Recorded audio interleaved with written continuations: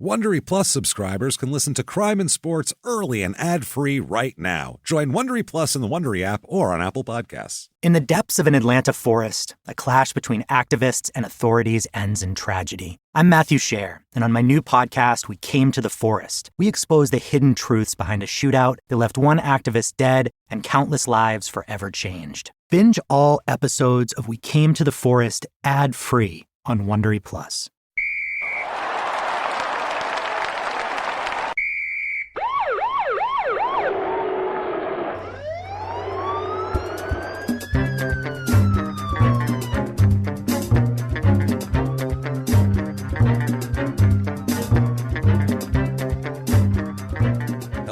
Welcome to Crime and Sports. Yay!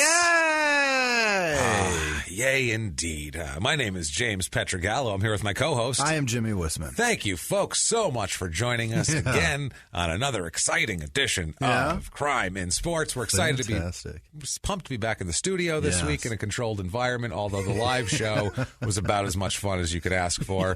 We'll talk about it after we get done with our what do we want to call him here? Our luminary of the week. We'll try to give him a different name every week. I'm running out of them at this point of sarcastic names to give these people. Somebody actually tweeted and said, you really really call them gentlemen because they're not. And I'm like, I think that's sarcastic a little bit. I think maybe it's sarcastic. Definitely. I hope they were being sarcastic maybe, but I was like, it's sarcasm. Yeah, anything we say positive is we're joking. Definitely. We'll talk about the Chicago live show and what a great time we had after the show, though.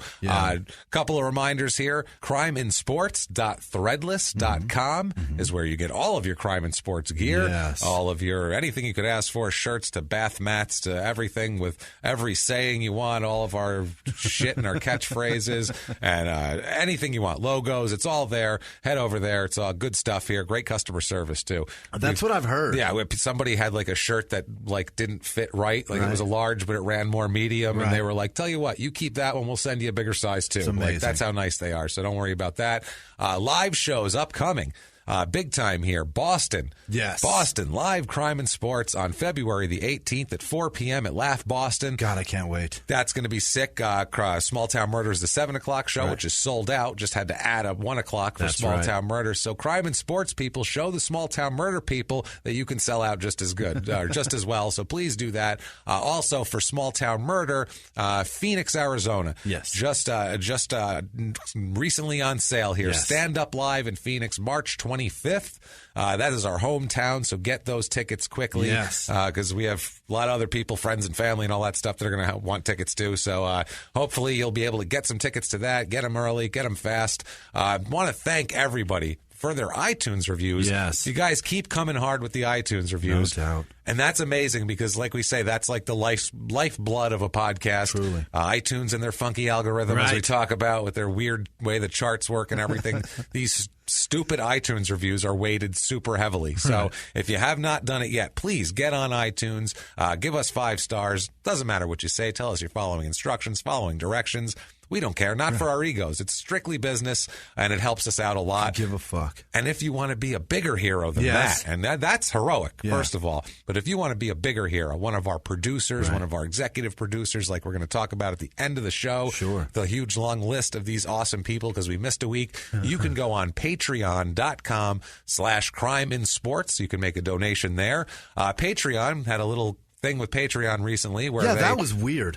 They were raising their fees to the donors and things like that. So a lot of people say they didn't want to do Patreon anymore, which was totally understandable and everything like that. Well, enough people complained. Good for you guys. To where, in a week, Patreon sent out a statement saying, never mind, we quit. We're good. What we were doing before is just fine.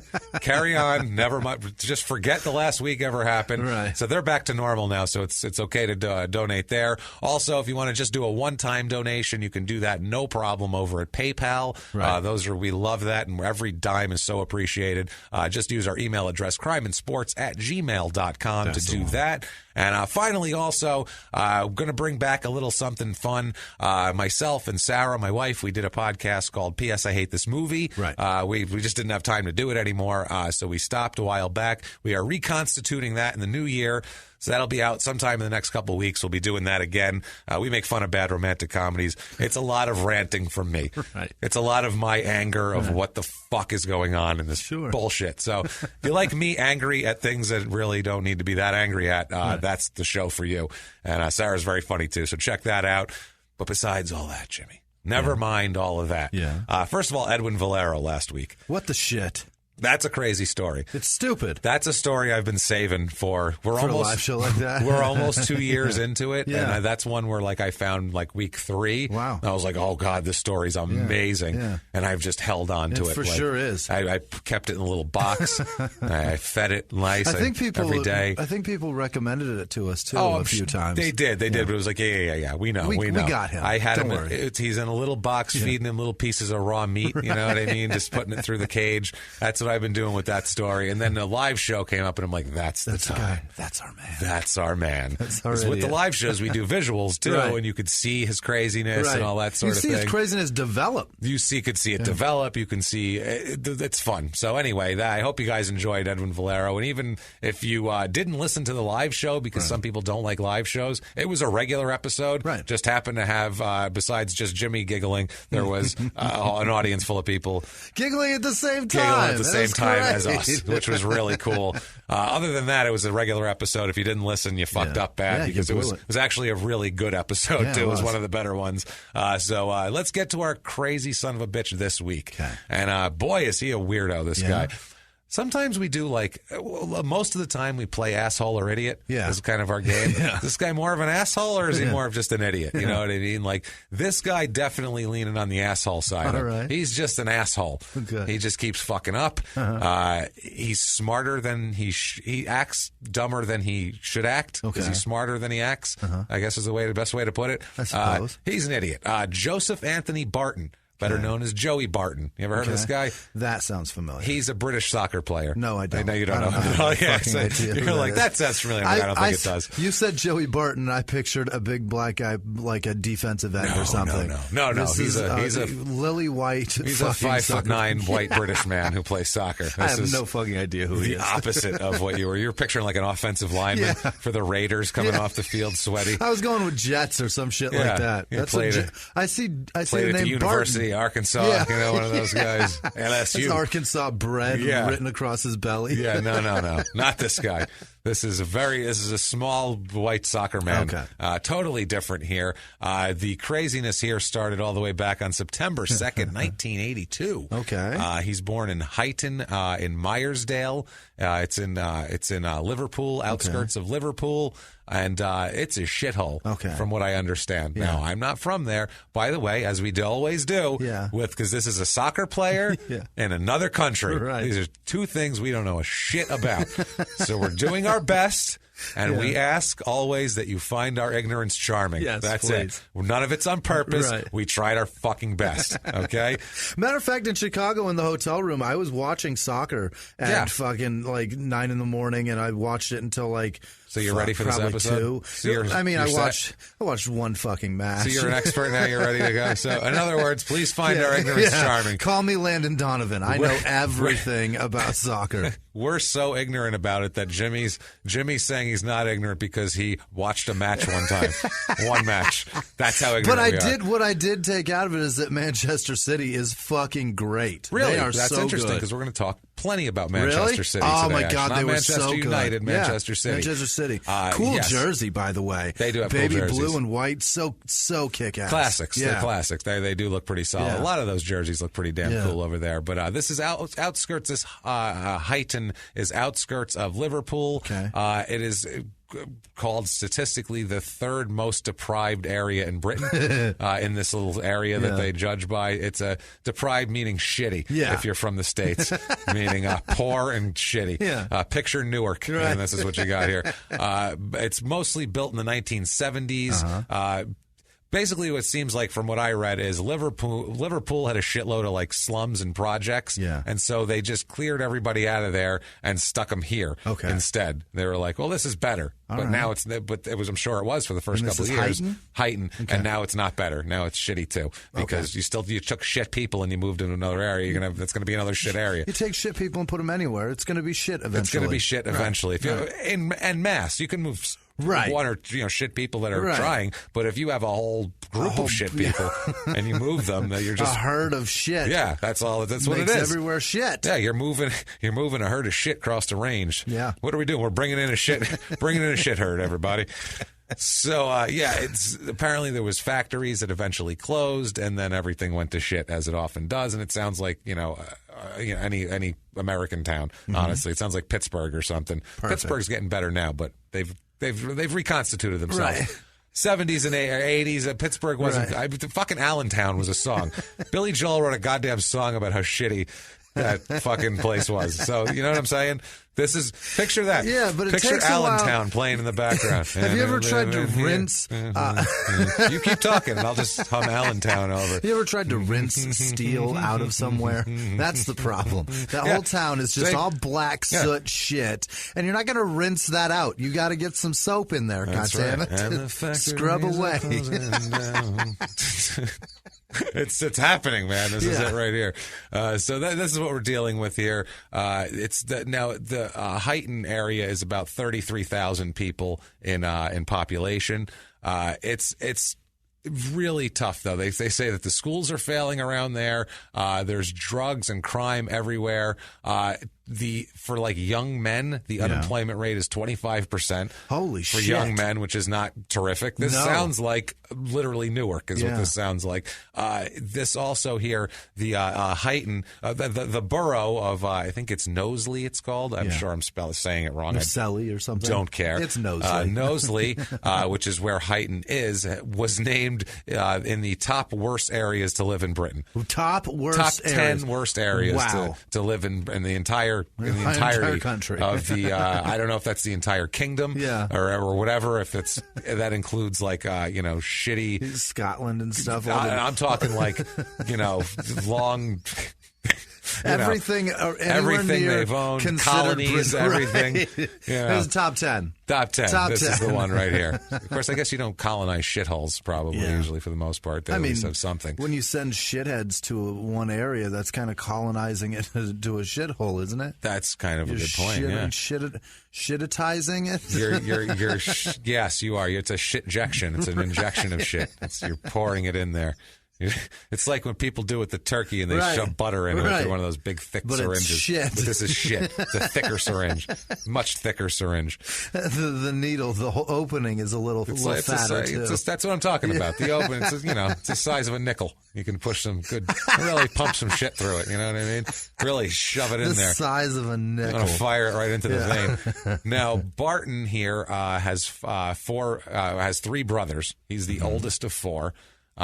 And his family life is, and we'll talk about it, has some serious strife to it, including his younger brother that we'll talk about, who has the most strife of anyone in this goddamn story. Yeah. But his parents separate when he's about 14 years old. Yeah. He stays with his dad. Okay. And they stay with his grandmother, his father's mother. Okay. He stays with his dad, and he said that that was a big deal for him. His dad was a real steady guy and was kind of strict and kept him on the right path. And his grandmother was too. His grandmother didn't fuck around. Okay. His grandmother was like a British lady, said, get your shit together, and said things very sternly in a polite manner. Yes. That's, I figure, his grandmother was.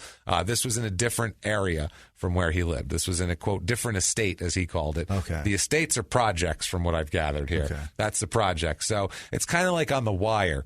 They blew up the 221 building. Yeah. You know what I'm saying? They blow up the 221 building, and everybody's got to go to another building, and that's what it is here. And this is kind of the same thing. He got taken out of that project and got taken to a nicer place. Yeah. Kind of like when Wallace went to live with his grandmother down in Maryland, but it didn't quite work out because of the crickets and all that. And they had like these weird payphone boxes in the middle of the street in the woods, which I didn't understand. But that's a whole other separate area. Crickets he couldn't deal with? Couldn't deal with the crickets, man. He's like, man, they be loud and shit, man. He was like complaining. He's like, man, that's all I could hear.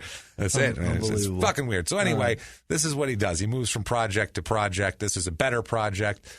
He has trouble. His whole family's trouble. When he's a young guy, he was a teenager. His Uncle Joe was murdered, which is tough. Another time, he had another uncle named Edward who survived like a horrible physical attack while he was in a betting shop in Huyton. They call betting shop, I assume, is like an OTB or something. Yeah. He's going in to drop a couple hundred on the ponies, and somebody beat him severely and left him unconscious and in a pool of blood on the floor of this place. At like a bookies, like an OTB or something. Yeah. That's your life.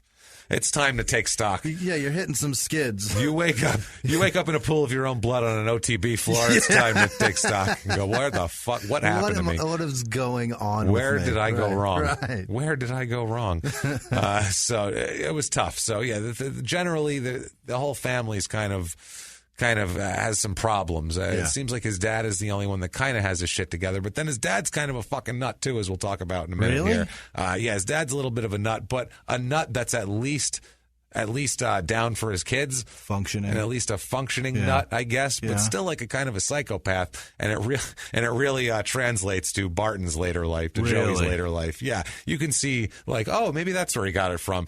Barton says that his grandfather or his grandmother's influence is what kept him from getting caught up in the whole street culture. What he says, just like drinking and getting into drugs and street crime and stupid shit like that. And he said his father had a very, very good work ethic and always taught him that, you needed to work every day and you needed to put your time in and, you needed to work hard and that sort of thing. And this benefits him athletically because he has to work hard. He's not a big guy. Sure. He's only 5'9". Yeah. He's a little shit and he'll be told he's too small at times. Constantly. And things like that. So every fucking day. He's going to do things. Well, let's find out. Let's catch up with Joey here. But then in their own words on the subject, let's see here. In their own words, quote, "When I was 14 and my mom and dad split, which forced me to move off the St. John's estate, I went with my dad, who I was close to live at my nan's, who was about a mile from there.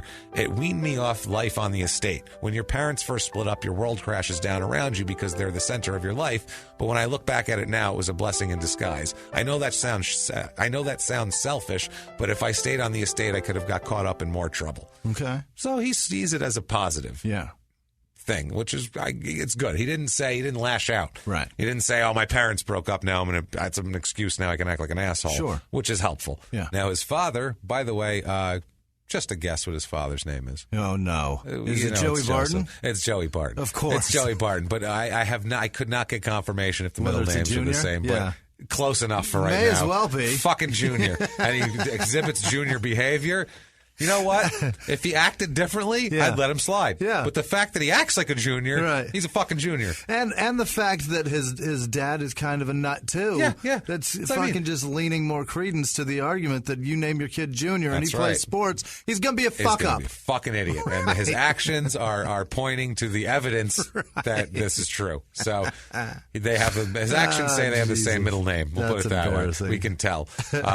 His father's a roofer. Yeah. Which I don't know how that is in the UK. I can't imagine it's great. It's always soggy. It's true, maybe, but it's raining constantly. Roofers probably get great work over there because it's constantly fucking raining. Yeah. Also, too, it's not like we don't get sun like here, so maybe it's maybe it's better to be a roofer. Maybe if you're a roofer in the UK, let us know if it's better to be a roofer. How's your job? Because roofing here sucks. Nobody here wants to be a roofer. Miserable. I get it. If you're a roofer, you got to pay your bills, but nobody is like, I really want to be a roofer someday. Like that's never been said by a child. That kid in 6th grade always goes, "I'm gonna be a vet." There's never that kid next to him going, "I'm gonna be a roofer." I see that hot mop. I see it. I see it. I see myself up there. I want a nail gun for my birthday. I'm gonna do this. I'm gonna do this shit. Yeah, let's do it. Yeah.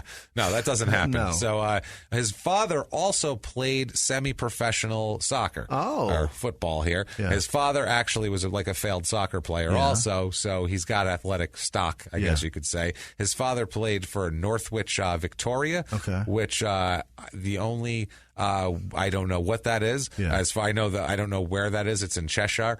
Cheshire. Mm-hmm. Yeah, but it's right there. You know how it is. And then they say Cheshire Cat, so fuck you people. It was Tottenham. That's who was playing Manchester City, by the way, was Tottenham. Yeah. And they're thugs. Yeah. They're fucking awful dickheads. Go on. That's great. matter. Well, this was the Norwich Victoria Football Club here. God, it's so English. Played their home games at Townfield, home of Barton.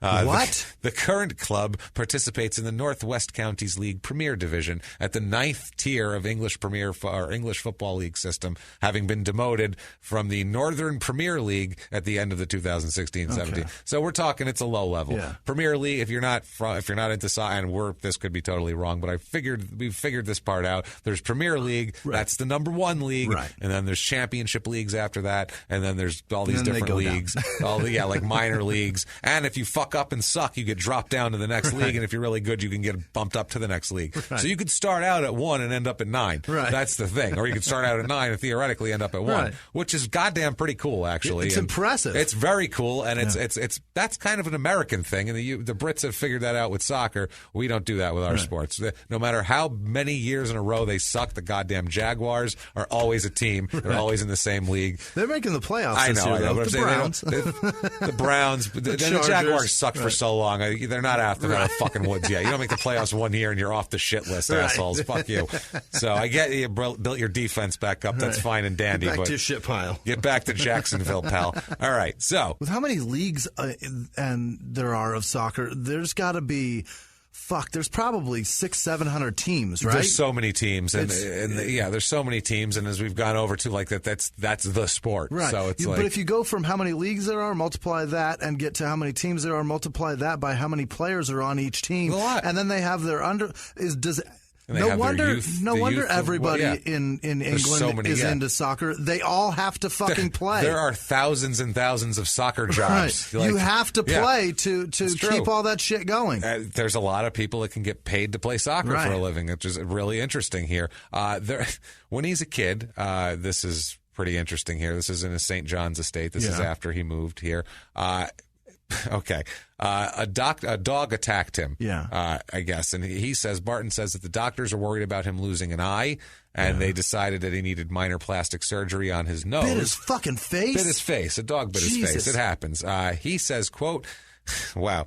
Dad was tracked down to the local pub, because he was at the pub, where he borrowed a mate's van and headed toward the playground.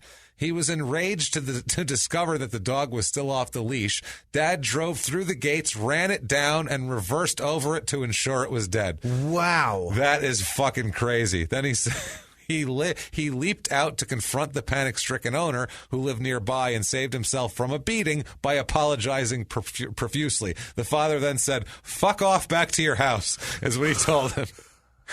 So he drove through somebody's fucking yard. He drove through the gate of the playground with his van. And then ran over the dog several times. Reversed, ran over it again. And then went to got the out owner. and said, "Fuck off back to your house." Who was or I'm gonna give you a apologizing. beating. I'm apologizing for you killing my dog right now. That's the kind Fuck off back to your house. Okay, I'll leave my dog corpse here and I'll go fuck off back to my house. Okay, like that's the type of that's Wow. that tells you what kind of guy his dad Yeah. was. Number one, that would do that, and number two, that somebody wouldn't be like, "Hey, fuck you! You just Yeah. ran over my dog." They'd be like, "Okay, Right. I'll fuck off back to Fuck my off house." back to your house. He just ran his dog, not just ran it over, Over and over. reversed and said just to make sure. Hey, I made sure he's fucking dead. Right. So that's the type of deal that's his role model. So I mean, Solid dude. he's down for his son, but we don't want that. That's not a good example. I don't know. To drive your van through gates, run over a dog, and threaten to beat a man in the Right. street isn't the example you really want to set for your son. I It is would- if you want him to turn out like this. Yeah. Like we're about to find out. That's something that I would probably do, minus the reverse back over it. You That's know what I mean? crazy. That's what I mean. And the I other don't know part where is, the line is there, but Right. he crossed it Yeah. somewhere. Also, I'd be kind of scared that I'd run over the wrong dog because I'm the a fuck wrong up. dog, You know what I mean? a person, right. something. Somebody's child. You're driving on there's a gate up for a reason, so Meanwhile, you don't drive in the playground because there's children and he pets. left a pub and borrowed a mate's van. So he's he did drunk. that in somebody else's car. That's the other thing, and he's not worried about what that guy has to say Right. about it. He's going to get back, show up with the van. The guy's going to be Right. like, "What the fuck did you do to my Right. van?" He's going to be like, "Fuck off back to your house, mate." He's going to be like, "Okay." He's just going to go walk away. He did that in somebody else's car. Yeah, That's crazy. Shit-faced, too. Yeah. More than likely drunk. Yes, no, my dad's the psychopath who the gates knocked down at the playground. There's a reason for that. That's because my dad's a psychopath, and he ran a dog down. Holy shit. Pissed drunk in someone else's car. That's so Holy shit. Speaking of dogs, he makes a dog reference here in this next thing. In an interview later, they ask him what influence his grandmother had on him. Yeah. And he says, quote, before there was a gang of us and we were like a bunch of stray dogs, and wherever there was a game, we were there. But when I moved in with me nan, I love the way British people say in me nan. I don't know why I love that. Minan. It was the first time in my life when I had to be in for my tea, and I wasn't allowed to play football all day. She was a lot more disciplined. I had to tell her where I was going to be at all times. All right. You know, like normal parents. Yeah, like a child. like responsible parents treat their kids. I had to find out where they were and stuff, you know, that sort of thing. I had to check in and shit. I had to come home for dinner and tell her where I was going and stuff, like a kid, like normal people. Yeah, I wish for everyone's sake that all of his brothers were also here, but some of them didn't go with the dad. They went with mom. They had a different path and a different experience that we'll talk about in a minute. Okay. His favorite subject in school was PE, which is not surprising. Yeah. That's what every boy's favorite quote-unquote subject is. Yeah, we're going to play. Right. Oh, that's we're great. We're going to go play sports and not fuck around in a class. That's fantastic. Yeah. Get your energy out when you're a kid, too. This is great. He went to St. Thomas Becket High, which was a Catholic high school. It's in the Heighton area here. It closed in 2008, by the way. It closed down. And not for the reason you'd think either. No? Not because there was a whole bunch of kids diddled or something like that. It just dwindled. No, there were no kids to diddle. There might have, they ran out of kids to diddle. That's what happened here. There's just no more. No, everyone here knows my game, and they're not coming in the closet with me. I'm sorry. I can't get them in a room by myself. What do you want from me? We got to close down. By the time it closed in 2008, there was 90 pupils and 32 members of staff. Wow. So that is some one-on-one diddling right there. That you is could 3 personalize for every kid. You could personally molest kids with that. Like 3 that. kids for every. Yeah, that's manageable if you're a diddler. You know what I mean? I'm surprised they didn't fight to keep the doors open in this establishment. So he played. Joey played all sorts of sports. He was really good at rugby, actually, and he was like a prospect in rugby. Interesting. Which is. Pretty interesting. Yeah, he was like a prospect. He leaves school early, of course. Of course. Because these soccer players do. Like silver-haired, middle-aged white men, like we talk about. They get these kids crazy. Early. When they're like 7. Fucking, he played. This is They get them like the Catholic Church does. We're not joking, though. This is for real. Yeah. Everton, which is a team he was the fan of, he grew up in. Yeah. He started playing in their youth-like thing. At 12? Fucking 12. Try 8. Wow. 8. Now, he's not getting paid yet. It wasn't like the schoolboy rules. Ha-ha, Gavin Grant. We'd found out. Right. That asshole. But, it wasn't that. But he was on their, like, youth team. Like, you had to try out. It was a team, and they were, like, their You're gonna squad. Teach him how to play, and hopefully he'll stick with them later. At 8, he was on that team. So, I mean, that's how much he's into soccer. Yeah. That's all he cares about. He's on the team for 6 years, too, until he's 14, and then they release him. Wow. He's shit-canned at 14. He's been fired. Been released. I've never been released from anything at 14. Released. Imagine that. There's paperwork. Yeah. Someone hands you paperwork. You're like, I don't know what any of this is. You give it to your mom. I think they released you, honey. You're free to go to another team. What? That's so crazy. Am I? That's weird. He says about this, quote, I was heartbroken. You've got to realize they were the club I'd supported my whole life. My family and everyone associated to me were all Evertonians, and I wanted to stay there forever. They just disbanded our age group, and we all had to look elsewhere. Phil, holy shit, Jakilka at Sheffield United. John, does everybody's name have to be fucking ridiculous? John Otzenmober at Liverpool.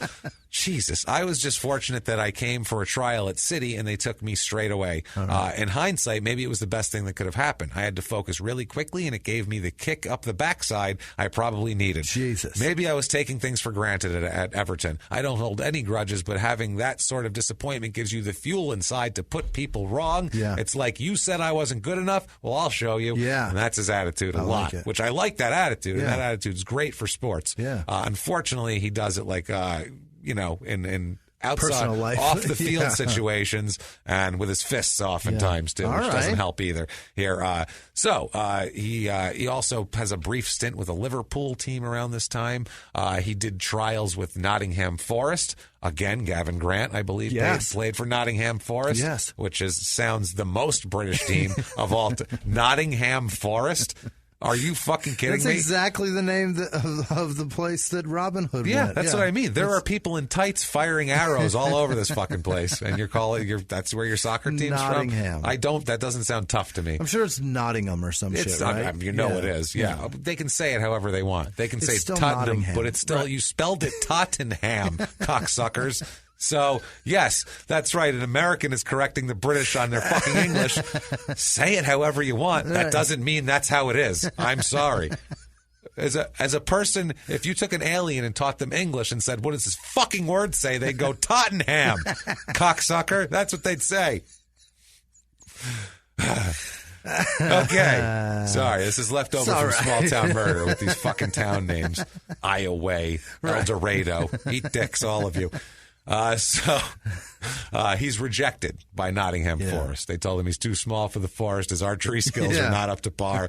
They told him actually he's too small. It's a really small feather in his hat. It's a small little tiny one. Sorry, dude. It's a sparrow feather rather than a fucking pheasant. It's a sparrow or pharaoh. Wow. I was going to say, I got caught between pheasant and sparrow, and I said a pharaoh tail. So, tail, not even a feather. That was great. Wow, what a mess. That's what That's what happens when you're on 2 hours sleep, everybody. Let's do this. So, they tell him he's too small. Okay. They said, sorry, dude, you're too small. You should probably, try roofing. I don't know what to tell you, but take a fucking walk, pal. Maybe they expected him to get bigger, too, because he's a teenager. Sure. That's the other thing, too. He's like fucking 14 years 15. old. He hasn't even had his growth spurt yet. Yeah, you go, well, maybe he'll grow an extra couple. We don't know. He's a kid. That's bananas. They're like, nope, 14, you're done. Washed Goodbye, up. you tiny fuck. Fuck out of here, you little bastard. Dig eye. So he ends up signing with Manchester City. Okay. They take him on, like you were saying. They are good now. He makes his first appearance on the under-17s team in 1999. He plays with that at academy level for 3 years. Now, academy level, I've tried to look up everything about it, and it's apparently some sort of term. Whenever you look up academy level, they're like showing you like school teams, but that's not what this was. This was like, I guess that's your youth team is academy level, I suppose, or that might be a different thing. I spent an hour and a half trying to figure this out, and this is what I got. I think it's their youth team, or maybe not. I have no fucking idea. That's what I got out of it. So that's terrific, right? I think, or maybe not. Or maybe not at all. Right. I'm not sure. But he played with them in teams for 3 years here after 1999. So Manchester City is... they're the other Manchester team. There's Manchester United, which is they're like the premier. I think you hear their name more, right? Are they well, like they're the Yankees? Yeah, they're the most valuable franchise in the world. They're like the Cowboys of soccer. Yeah, but they're the most popular. Everybody loves them.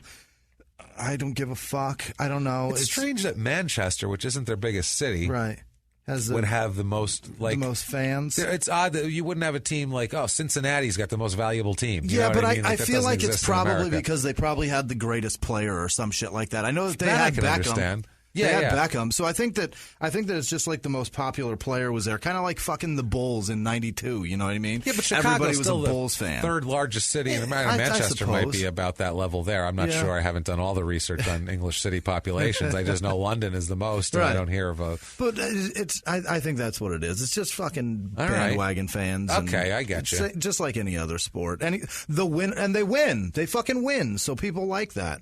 Not bad. This just like every other goddamn sport. So I hate when the Broncos win. I love when the Broncos win because it feels good. But when they win, I can't buy a jersey because everybody fucking buys it. Yeah, you fucking assholes. Yeah, that's a good point. Get back to stealing it all. Right.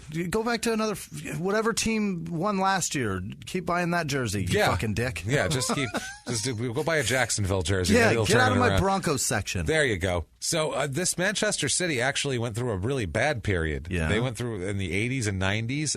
By 1998, they were in third tier of England. They weren't in Premier or Champ. Huh? They were in third tier. But then early 2000s, they got back to the Premier League, and then they've become a big deal. I think they won the Premier League in 2012 and 2014. Okay, if I remember that correctly from all this reading I've done on Manchester City. Yeah, I think so. I could be completely, again, maybe, or it could maybe not. I'm not sure. As with all of the soccer research I try to do here.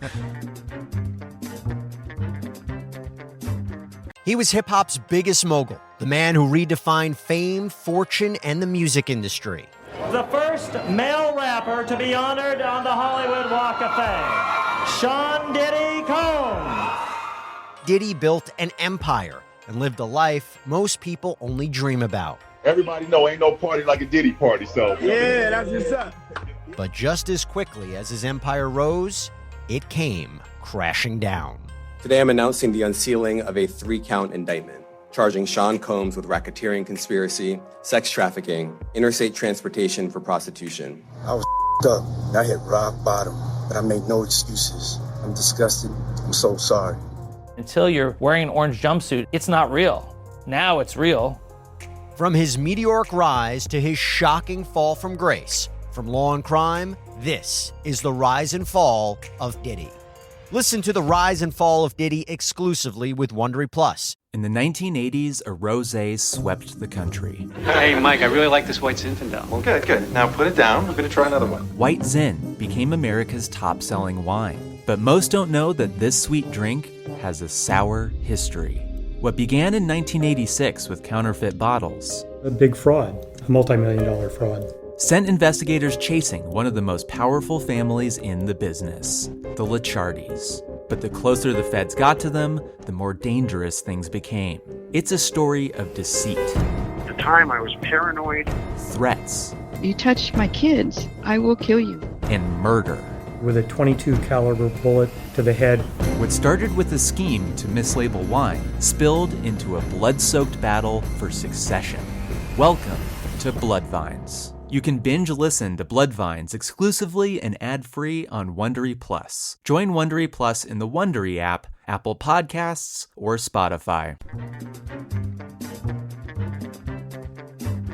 His first reserve team appearance for Manchester City came in 2000-2001 season. That was his last year as a trainee. I guess that's when you're playing academy levels. They planned to release him, they thought the club was going to plan to release him, but then they reconsidered and they decided to give him a contract and see how he panned out. Well, all right. So they were like, let's see how he goes here. After that, they had the under-19s team. He was on there, and he goes through that and actually begins to be a regular reservist for the team.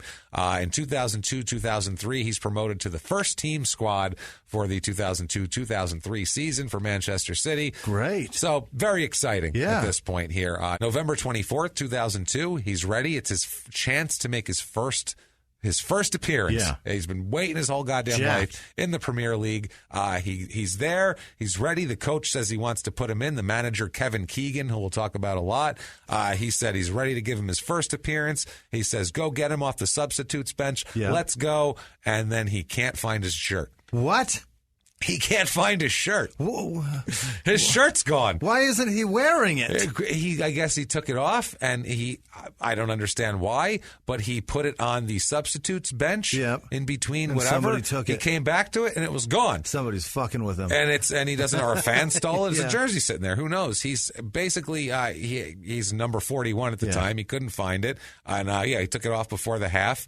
And the rule states that a player has to have their correct number, like the refs have and everything. To go on the field. So he couldn't wear a blank shirt. He couldn't wear somebody else's. Right. Had to be that. So Keegan, the coach here, the manager said, quote, Joey couldn't find his shirt, so I couldn't put him on. He said apparently he put it down at halftime, went in the dressing room with a vest on, and when he came back, he couldn't find it. What a dipshit. It's unbelievable that we only brought him one shirt. I was going to give him some experience, but that's life, though he should know better coming from Liverpool. That's the truth. Yeah, he said so. It's fucking... It's your fucking responsibility. Yeah, he said, that's so funny, though. He said he should know better coming from Liverpool. Like he should know people steal shit. Right. Because that's what he was saying, basically. He's been in the shit before. He's a schmuck. He knows things. Yeah. So he's his first chance, and he has no shirt. Fucking blew it. And he can't get in. That's November 24, 2002. Yeah. You know when he finally actually makes a debut after that? April 5th, 2003. Wow. He had to sit there for 5 months. Wow. Going, if only my fucking shirt was on the goddamn... But why did I put a vest? Who wears a vest? You know what he could have done? done? Grown man wears a vest. What the fuck am I doing? In the time that it took him to lose that shirt and then finally get his appearance, he could have grown cotton, spooled out some string, and made his own goddamn jersey. Several jerseys. What a dipshit. So, he doesn't do that. He makes his debut on April 5th, 2003 versus the Bolton Wanderers. His first goal came a couple weeks later against Tottenham. Tottenham Hotspur on Good Friday of all times. He had 7 consecutive starts to end that season. Not bad at all here. They're the Hotspurs, correct? They're the Hotspur. Hotspur. Oh, right, just right. One the Hotspur. Just one spur. The Tottenham Hotspur. But they call them the Spur, right? I think that's how it goes. I don't fucking know what they call them. I don't know what the fuck they a Hotspur call is. them the wrong city name. So right. after that, I've lost interest in what they call these assholes. We pronounce it incorrectly, Hotspur. Hotspur. Assholes. Take that. April 7th, 2003, this was right after he started. He comes in as a substitute for a Mark Vivian Foe, and they said that he played with such heart that they were so proud of him. The manager Keegan said, quote, "He has done us proud. We didn't expect him to be a match winner. We expected him to stand up in the middle and be counted, and he did exactly that." And we also expect him to wear his fucking shirt. Also, he had a shirt, which was also great. He lost his fucking shirt. What a He did dipshit. very well out there, all while wearing a shirt. So we were very proud of him for that. Meanwhile, if you score a goal, then you can take it off and run around the fucking then field. You got to pick it back up, put it back on again, though. It's such a weird fucking thing that they do when they score. Goals are so few and far between. You got to lose your holy shit. I've been waiting 6 months for this. You got to lose your fucking mind. I have ran 43 miles to get this one fucking goal. You understand that? When's the last time you tried that hard for something? Or for English people, we've run 68 keys or Ks, right? Fucking Ks. Kilometers. Yeah, kilometers. Keys is kilos. Right. We've run 68 mountains of cocaine. This is great. Oh, man. Ks, that's it. Barton, on the other hand, from this game, this is only his second game, he was disappointed with the result of the game because they lost, but he was happy to debut and to play. Yeah. He said, quote, "I thoroughly enjoyed it, and I don't think I did too badly, but I'm sure I could do better if the team was playing well as a whole. The manager wanted me to do a pure and simple holding job, and that is what I tried to do, but there is more to my game. I was happy to go out there and do whatever Kevin Keegan wanted me to do, and to do it to the best of my ability. I just love playing football." Kevin Keegan. He calls him by his first and last name. Yeah, he basically there, reading through between the lines, I feel like he said, they had me do something I'm better than that and what they had me do. Right. But it's cool. I'll still do it because I just, let me wrap this up by sounding humble, but I'm not humble. And also, it's all Kevin Keegan's fault. It's all Kevin Keegan. I just did what he told me to do. I mean, I can do better than that. They got me playing out at the top of the key. I can dunk. I'll fucking slice through the lane, but they're not letting me. So, hey, what do you want from me? It's all Kevin Keegan. Talk to him. Yeah. And he threw Kevin Keegan so that you knew he wasn't talking about some other Kevin. No, just to make sure. Or some other Keegan. Some other manager of the team. Just to make sure it's guy. Nobody says Coach Greg Popovich. No. They fucking say his whole name. He didn't even say manager. He just said Kevin Keegan. Oh, okay. Just whatever Kevin Keegan wanted me to do. Right? It's Greg Popovich. Yeah. I was like, wait, definitely. Did I just use the wrong person? Nope, you got him. I would have got you. Coach Pop. It's just Pops. Yeah, you just know that. He said he wasn't overawed. He said, if you're going to play in the Premiership, then you are going to play against and with world-class players. If you want to be the best you can be, then you just have to go. Then you just have to go get on with it. That's such a weird way to put that. If you want to be the best you can be, then you just have to go get on with it. It's very stressful. I'm like, is that right? Did I write that correctly? But that's what he said. He said he doesn't feel like he was out of his depth. He feels like he's going to grow into this role. Yeah. And he's mostly upset because the team lost. And he said, we feel we let people, not least the supporters, down. Okay. So he feels guilty for the loss there. April 15th, 2003, right around this time, he signs a 1-year deal. Oh. They go, let's lock him up for a year, which isn't bad. It's only a 1 year, but it's fine. If he keeps remembering those jerseys, though, then that's going to be going to get much longer. He's going to do laundry detail on the side for an extra, he's got a little extra bump in his pay here. With the re-signing, Keegan, the manager, said, quote, Joey is on the fringes of the first team, and the idea of an extra year's contract is to let us see if he does well. If he doesn't do well, he doesn't want to be stuck here as a 21-year-old when he could be playing elsewhere. So, that's the thing. And he said football has gone very short term in that aspect. The idea of giving players 5 or 6 year contracts in future, unless they are absolutely exceptional, is a thing of the past. Yeah. So they're trying to lock it down. They're trying to figure out how to get out of it like baseball's doing now, giving fucking 10-year, $300 million deals. Ridiculous. And it's like, how are we locked into this? When he's 39, he's going to be making $46 million a year. There's no way he's going to be as good. No way as he is now. Worth that. No, as he is now at 27 when he's jacking fucking home runs. So, he ends up getting the call up, as they call it, to the England under-21, the U21 squad for the 2004 European Championship qualifiers against Macedonia and Portugal. And Portugal, Jimmy. He scores a goal against Portugal. Is Macedonia still a country right now? I believe it is. I don't know why that doesn't sound right to me. It sounds like it's the Macedonian period. It sounds like it's Mesopotamia. That's what I'm thinking Macedonia about. sounds ancient. Anything with Donia in it sounds like everything now is made of stone that was there. It's all petrified. Petrified over, and Indiana Jones is trying to take artifacts while Nazis chase him through there. Macedonia? Macedonia, right, yes. It's where a lot of fake news and shit came from, where a lot of like Russian troll shit, they came out of Macedonian offices and things like that. Yes, in the last election. They have computers. That's they weird. do, yeah. Hackers and shit come from there. That's the type of country we're dealing with. All right. Nice. That's their claim to fame.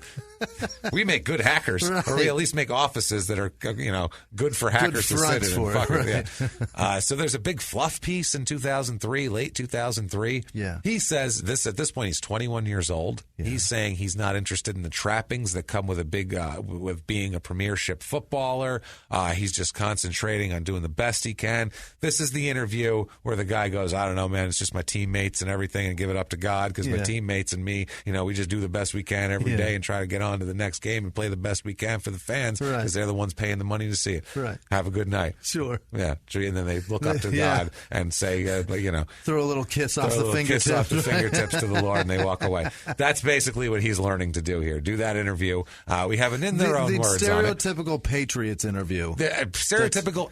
That's what they teach you day one in college. Right. If anyone asks you anything, it doesn't matter if they say, hey, did you knock your girlfriend up, then cut her throat? Say, me and my teammates just going to get through this together, and we're going to fight on to the next game and try our best, because there's always tomorrow. And just unless do what you coach run tells our us. test, and then you do crazy shit, and that's what people want to see. That's what they want to see. That's who I want. I don't want Tom Brady's bullshit interview. No, he's boring as shit. Right. I don't want to see that. Or fucking Bill Belichick going, we're on to the next game. Next question.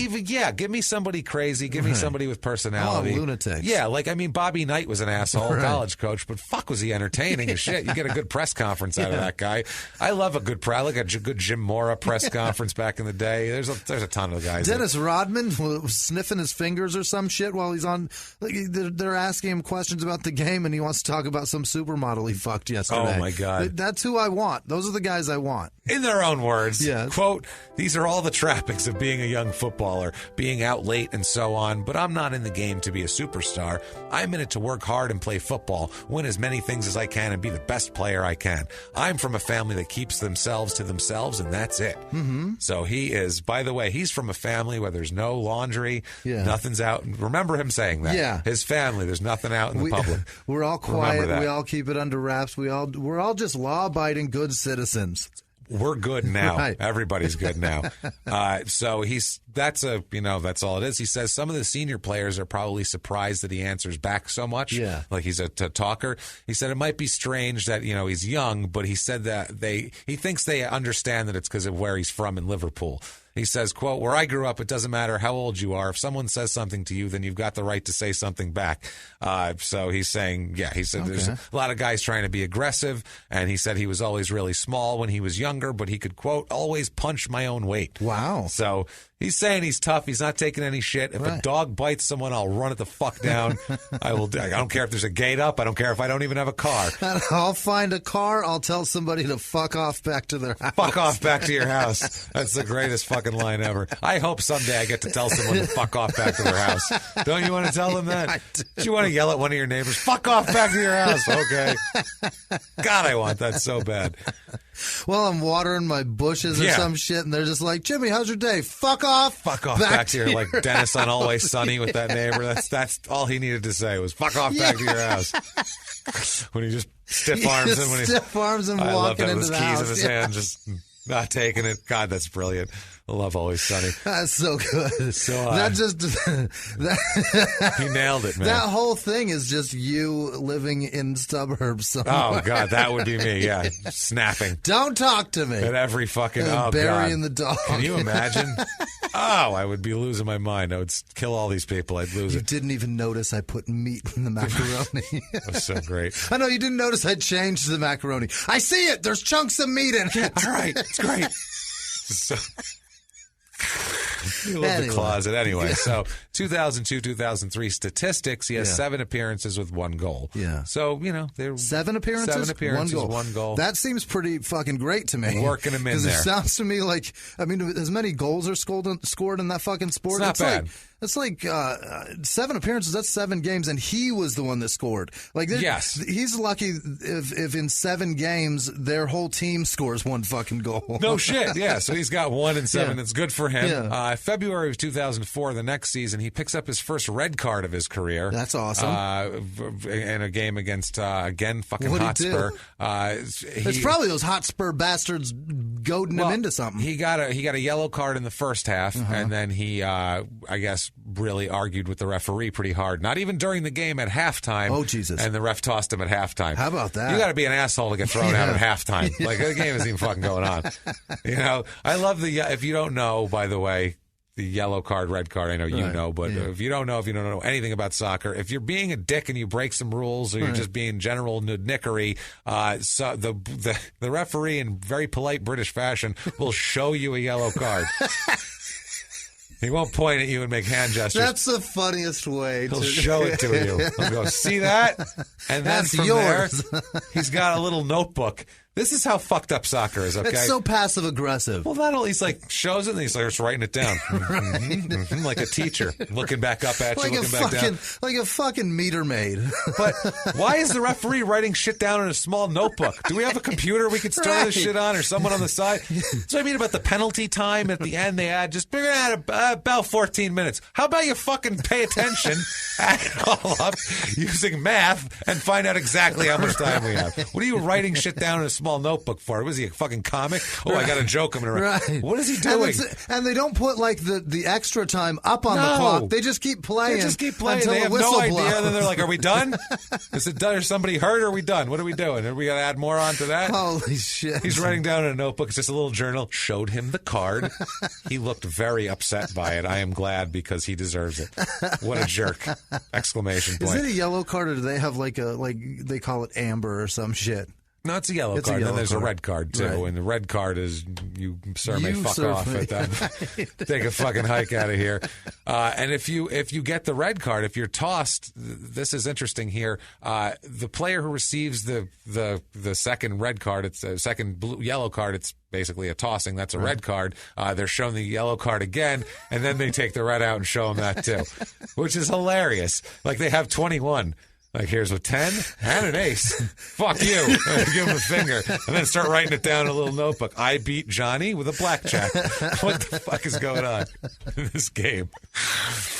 It's so passive aggressive, though. It's like they don't in football. They throw a flag on the field, and then you have to wait. There's so much suspense to find out what the infraction is, and then what the penalty is. They tell everybody. Right? They call it all out. Hey, everybody! I just want to remind you, number 88 doesn't know the rules of this fucking game. Yeah, exactly. He has forgotten everything he's learned up to this point in his life. Here they just so good. The ref chases you, showing you a card, right in your fucking and writing face. stuff down like a fucking meter maid. NFL refs should have to drill the player in the back with that fucking flag. Yeah, they really think you got to hit him with it, or else it doesn't count. Like that one dude who got hit in the eye with it. That poor guy got fucking half blinded, lost his career over that.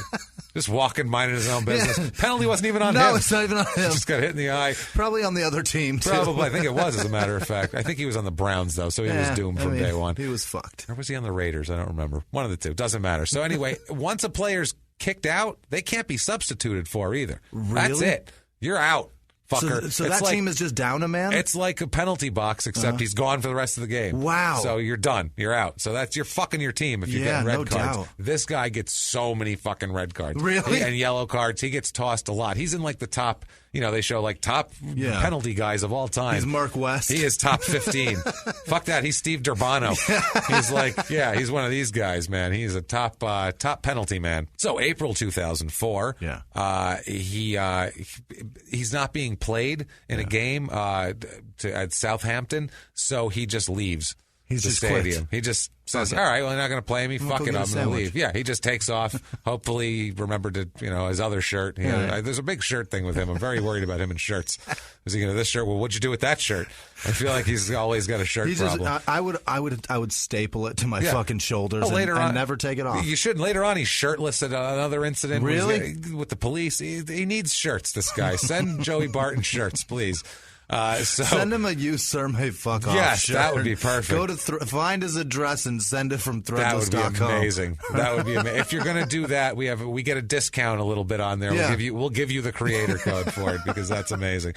So this is without Kevin Keegan's permission, the manager here. So he's but he's still pretty decent. So they let it slide. He has 28 appearances in 2003, 2004, 1 goal and 8 yellow cards. So he has 8 times more yellow cards than goals. Exactly. He's building them up.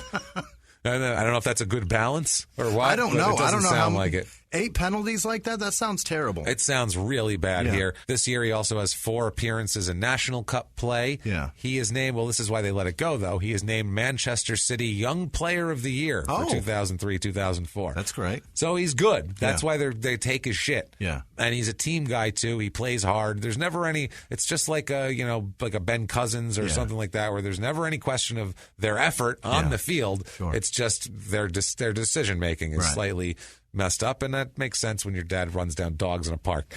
That'll happen. Odd. Yeah. So during the 2004-2005 season, July 25th, 2004, he incites a riot, basically, on the field. It's in a preseason exhibition game. Because these matter. Which they call preseason friendlies. That's how nice. Like, hey, let's just all get together, kick a ball around at the park. That sounds like someone will be barbecuing while it's happening. At halftime, you'll all eat together, go back out and play. There's a nice boombox with some music on. Something like that. Playing. Some guys got Spanish music really bumping loud, that ranchero with the tuba going, and everyone's like, Jesus fucking Christ. There's an accordion somewhere. What fuck the fuck? Me, Jesus Christ. Everyone's,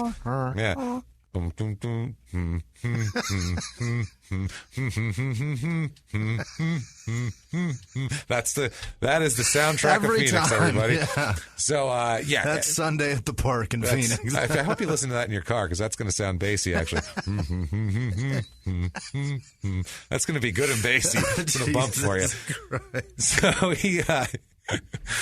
it's a preseason friendly at Doncaster. Okay. He apparently fights with a guy named Paul Green. It's a friendly. What are you doing fighting? Yeah, it's insane. He gets pulled out. Barton gets pulled out. Keenan says it's for his own safety. He says, quote, I don't want to stop him being tenacious, but I want him to remember what football is all about, not fighting. He likes to fight. We're here for fun. He punches people in the dick and everything else. He's crazy. My Christ. So he's doing so well. September 22nd, 2004, Manchester City signs him to a 3-year deal through 2007. So that's great.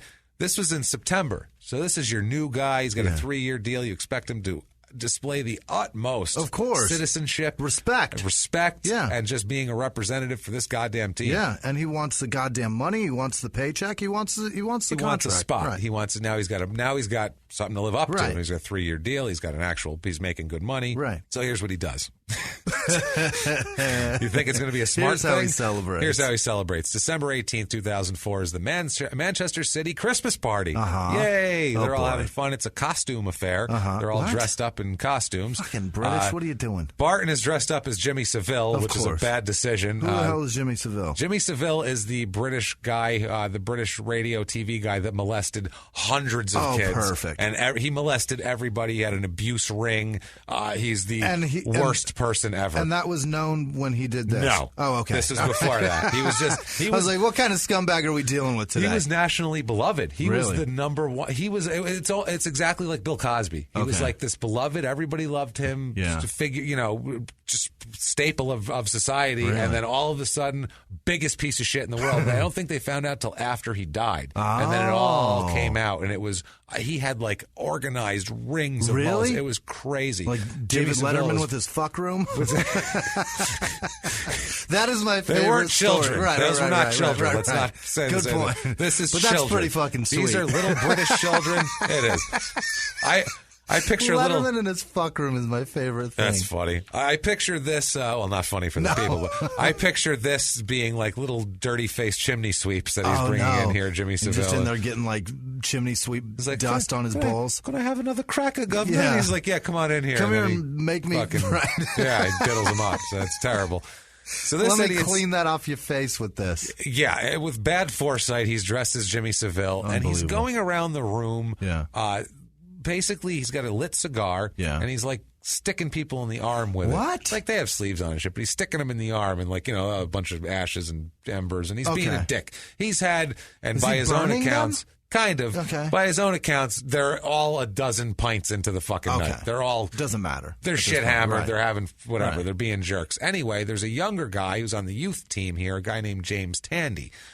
He apparently kept fucking with him, fucking with this James Tandy, and put something, and this James Tandy got pissed off, and he went and tried to set his shirt on fire from the back, which we've all done that in high school. Probably not all of us, but Not all of us. we used to. Holy shit, when that's bananas. Any of our friends, if they had a sweater on, you were getting it lit on fire. You're an asshole. You were, not from me, just from anybody. Wow. It was the first person that could get near you with a bic. Well, because you could be sitting what the there. fuck? What if he's wearing a cardigan? Like I wear them all the time. Because it doesn't. That shit'll go up. No, it doesn't, though. It goes up quickly and then it's gone. To the point where the person who's wearing it barely notices that it happened. Wow. I swear. Like, you'll see someone taking a bite of a sandwich and just look down like, what just happened? Their whole shirt just went poof in a fireball and disappeared. Because it's just this fuzzy thing, and you light it, and literally just pop and gone in a fucking half a second. Or they're like, did that just happen? Like, I think I just got lit on fire. I think So I it's saw got to be flame. like a Cosby-style sweater. It's got to be a Cosby sweater. Yeah. Okay. So, If it it's can't my be like, cardigan. you can't hold it and like light it on fire like a normal shirt. No, that's going to be on fire. It can't be like a Russell athletic gear sweater. No. This guy tried to set his shirt on fire because he said, hey, asshole, you're trying to put cigars out in my fucking arm. So what Barton does is he turns around and puts the cigar right into the kid's eye. Oh, my God. The kid's 18 years old playing on this team. He stabs a lit cigar in his into his fucking eye, oh my like God. a fucking wrestling angle. Yeah. Again, like it was like the junkyard dog or something. And now he's blinded. Right. Anyway, so yeah, that's what I mean. This is what happens here. So now this poor kid has got a cigar in his eye. Yeah. He was being a jerk off too. They were all drunk, but I think he took it a little far with the cigar in the eye. It's a bit over the line. A little bit. Yeah. So that's a red card. That's a red card. You, sir, no, that's at least a yellow. Yeah, I'm not sure. at minimal. If he was on the first team, it's a red, but this is, whatever. So anyway, Tandy, his friends start beating the shit out of Barton then. Yeah. They jump on Barton. One of them hits him in the head with a bottle, which is interesting. None of this ends up getting reported to police at all because it's at a team party. So These are all assaults. The cops don't want like extra police attention on their players. Either not the cops, the team doesn't want that. Does the Obviously, kid go silver-haired blind? middle-aged white men. It fucks up his eye pretty good. Manchester City spokesperson said, "quote We are aware of a minor incident that took place on Sunday involving 2 members of our playing staff." That's a way to put it. Oh boy! An internal investigation is already being carried out, and the matter is being dealt with by the club. Under the rug, don't worry about it. At Silver, We're let's making go. money over here. Just look over there. Yeah, it's fine. It's fine. Now, Tandy says, quote, "It was the most excruciating pain I've ever felt." You mean fire in your fucking eyeball? Yeah. He's burning coals and ember in my fucking eyeball. directly at your eyeball. Jesus. Well, the best thing is he said, "It's the most excruciating pain I've ever felt." And that was after a few drinks. It's like, imagine if I was sober. Oh, Holy boy. shit. He said, quote, "It was really vicious the way he did it. Very deliberate. He was emotionless. You know, like a dog that bit you." He's fuck. He said it nearly blinded him.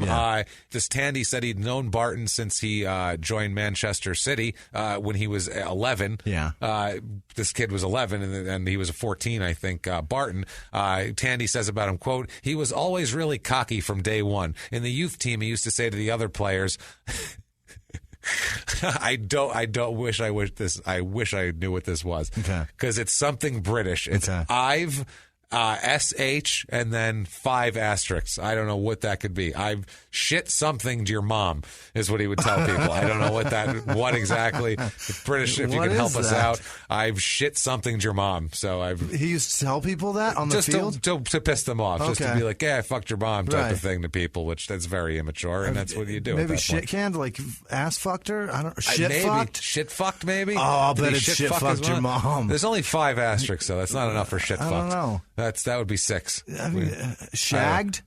No, that wouldn't be blanked out in a newspaper article, and I could never find the original. Like, this is all they ever printed was the whatever version of it. Anyway, I looked it up forever. Maybe it's shit fucked. Let's say it's shit fucked. Yeah. He said he'd always go to the lesser paid players like me, saying, "Do you know how much I'm on compared with you? I earn £15,000 a week." Wow. So he'd be fucking just with bragging him, about his money. Yeah. He said that. Jamie said they were all in fancy dress and drinking, and they started drinking at about 11:30 a.m., which is something else. Yeah. Tandy said he was, quote, the bloke from An Officer and a Gentleman, and Joey was Jimmy Seville.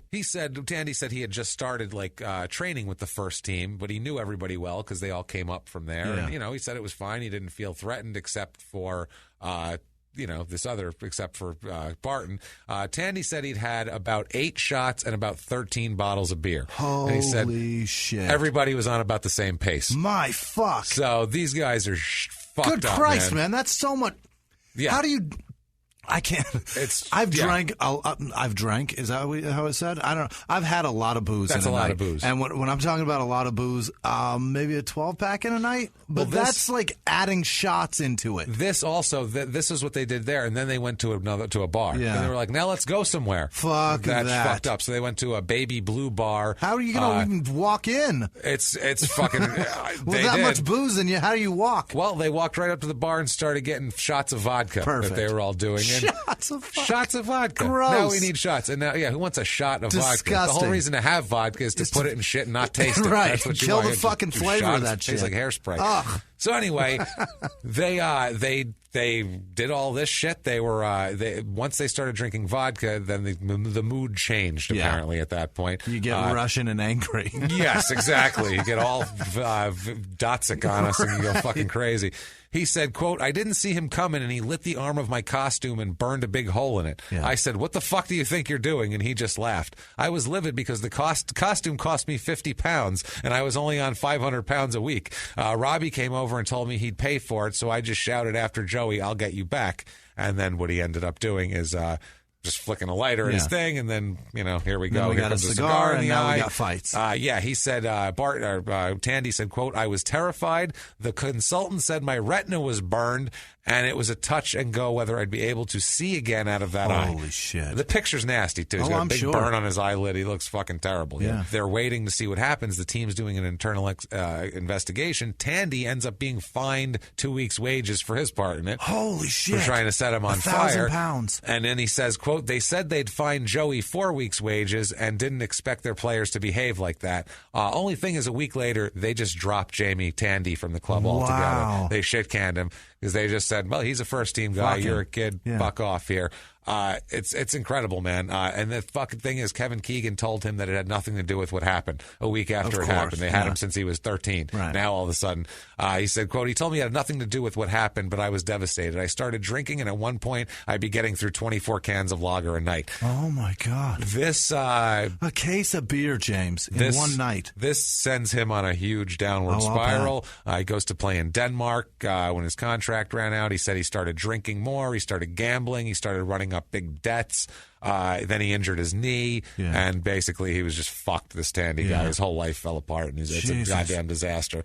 That cigar was the beginning of the end. Yeah, that was tough. Fuck the end of the end.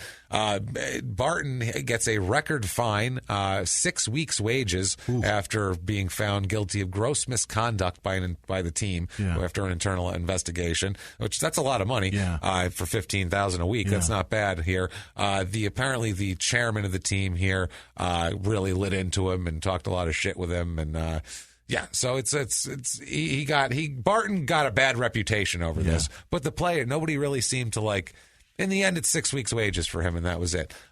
he issued a formal apology for his behavior. Barton did. But all he said was, "I'd like to apologize for my part in the incident which took place on Sunday evening. I feel embarrassed about what I did and deeply regret it. I'm grateful for the support of the club, our supporters, and my family during this time. I fully accept the punishment and have cooperated with the disciplinary procedure, and that other guy's fucked. Right. So I stabbed him in the eye and got him cut from his fucking team." And by the way, by the time I start getting paid again, that guy's now up to a case of beer a night. But see, this is what happens when you...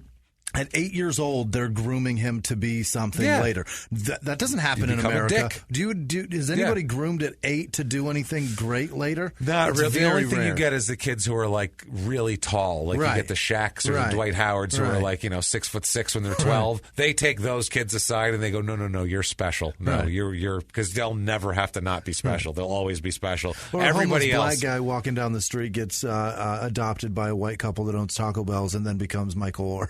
That happens, yeah. That happens from time to time. Or but worse, two old ladies that kill them. That's a crazy story, too. The old killer old ladies there. But it's just that doesn't happen in America where you get just fucking groomed from such a young age. This is what happens, like right? That, It builds assholes and idiots that stab people with cigars in the fucking eyeball. We have it a little bit, but not to this extent. Not to this near extent. this. You don't play for like a big team's little team. Like that doesn't work here. He also played soccer that year, like Elijah Dukes. Wow. As we said, he still played baseball, but he still played soccer. 2004, 2005 stats, 31 appearances, 1 goal, and 9 yellow cards. Jesus. So he's still fighting here, makes 1 National Cup appearance here. A few miles from the glass spires of Midtown Atlanta lies the South River Forest. In 2021 and 2022, the woods became a home to activists from all over the country who gathered to stop the nearby construction of a massive new police training facility, nicknamed Cop City. At approximately 9 o'clock this morning, as law enforcement was moving through various sectors of the property, an individual, without warning, shot a Georgia State Patrol trooper. This is We Came to the Forest, a story about resistance. The abolitionist mission isn't done until every prison is empty and shut down. Love and fellowship. It was probably the happiest I've ever been in my life. And the lengths we'll go to protect the things we hold closest to our hearts.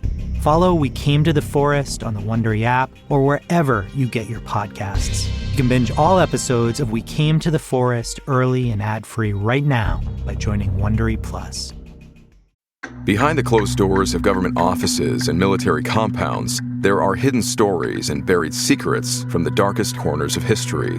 From covert experiments pushing the boundaries of science to operations so secretive they were barely whispered about. Each week, on Redacted, Declassified Mysteries, we pull back the curtain on these hidden histories. 100% true and verifiable stories that expose the shadowy underbelly of power. Consider Operation Paperclip, where former Nazi scientists were brought to America after World War II, not as prisoners, but as assets to advance U.S. intelligence during the Cold War. These aren't just old conspiracy theories. They're thoroughly investigated accounts that reveal the uncomfortable truths still shaping our world today. The stories are real. The secrets are shocking. Follow Redacted, Declassified Mysteries on the Wondery app or wherever you get your podcasts. You can listen to Redacted early and ad-free right now on Wondery Plus. May 2005, it's 2 o'clock in the morning, and he's driving his car through the middle of Liverpool, and he runs over a 35-year-old pedestrian and breaks his leg. Oh, my God. Now, we never find out if he's drunk or anything like that, but judging by his behavior all the time, if it's 2 a.m. and he's awake, he's fucked up. He's fucked up. So I don't know if somebody got him out of this or what the deal was. Or if the other guy was drunk too. And he was like, it's all right, mate. Yeah. It's like in Christmas Vacation, I fell Eric down Idle. the street. Yeah. They hit him like 12 times. Like, no, it's my fault. No, I was going to get a new bike anyway. And he like limps away. Maybe that's it. Maybe he's just too polite to press charges, this British man here. June of 2005. This is interesting too here. June of 2005, he is sent home They're doing a preseason tour of Thailand. Okay. And he is sent home. And the way he puts it, how this evening started, he said there's a player named Richard Dunn, named Dunny, they call him from now on. He said, quote, when Dunny had the bright idea of ordering a couple bottles of wine and then a couple more, the tenor of the night was set. So that tells you right there what's going to go on here. We started boozing early. Yeah, it was boozing. It's Thailand. Apparently, some Everton fans were there in the bar, and they were talking to them. And he said that one of the Everton fans began to denigrate Robbie Fowler, who's another player, as a cokehead and a coward because the guy didn't make the trip to Thailand. It turns out that Barton says that this Fowler guy was injured. And that's why he wasn't there. And he said, quote, I wasn't going to put up with lazy, vindictive lies about him. I could feel the mist start to descend. I don't know what the fuck that means, but that's frightening. That is scary. This man is about to get pummeled into tomorrow. It sounds like something a kung fu guy would say in the 70s. The mist is descending. And you're like, whoa, watch out. Everybody run. Everybody run. So anyway, he's talking to some kid. It's like a 15-year-old kid. Yeah. And they go back and forth. The kid starts talking shit. This guy's calling him a cokehead. Barton ends up slapping the kid. A 15-year-old. Slaps a teenager, okay? Now, the other guy, the fan, gets away from him and goes and complains about it to the other player, to Dunny, the wine orderer. And Barton said, quote, I went back to my pint and was soon confronted by Dunn, who was buried in booze, and so was I. He said, quote, fucking get over there now and apologize, he screamed. I declined. No, thank you. So polite. No, thank you. And he said, quote, go over there and apologize for slapping that teenager. Yeah. Nah, I won't do it, mate. Decline, mate. Sorry. So he said, quote, Dunny grabbed me by the throat and pushed me back against the wall. Well, that's not polite. He was bigger than me and stronger than me, so we were wrestling. So wrestling was out of the question. I turned feral and sank my teeth into his fist as hard as I could. Wow. I rugby tackled him before he could react. Our momentum took us over some steps into a secondary tier where Dunny crashed through a coffee table, a glass coffee table. Over not wanting to apologize for slapping a child. Drunk. This is drunk.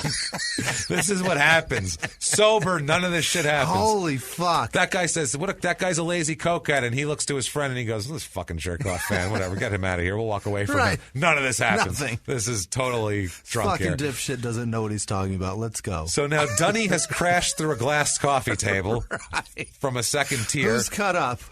He said, quote, I could hear Dunny screaming. He was being frog marched to the secure area and was so out of control he kicked a potted plant, breaking a bone in his foot. Oh, my God. What a fucking mess.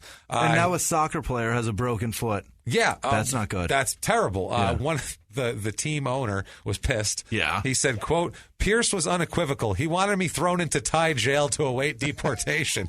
Club officials were rather less impulsive. They extracted promises and that all the damages would be paid for and hustled me out of a side entrance and off to the airport. God, that's so poetic. That is silver-haired middle-aged white man shit right promises. There. Extracted That's promises. beautiful. Yeah, they speak so much better It's over amazing. there. We're such fucking idiots, except for Tottenham. Fuck you.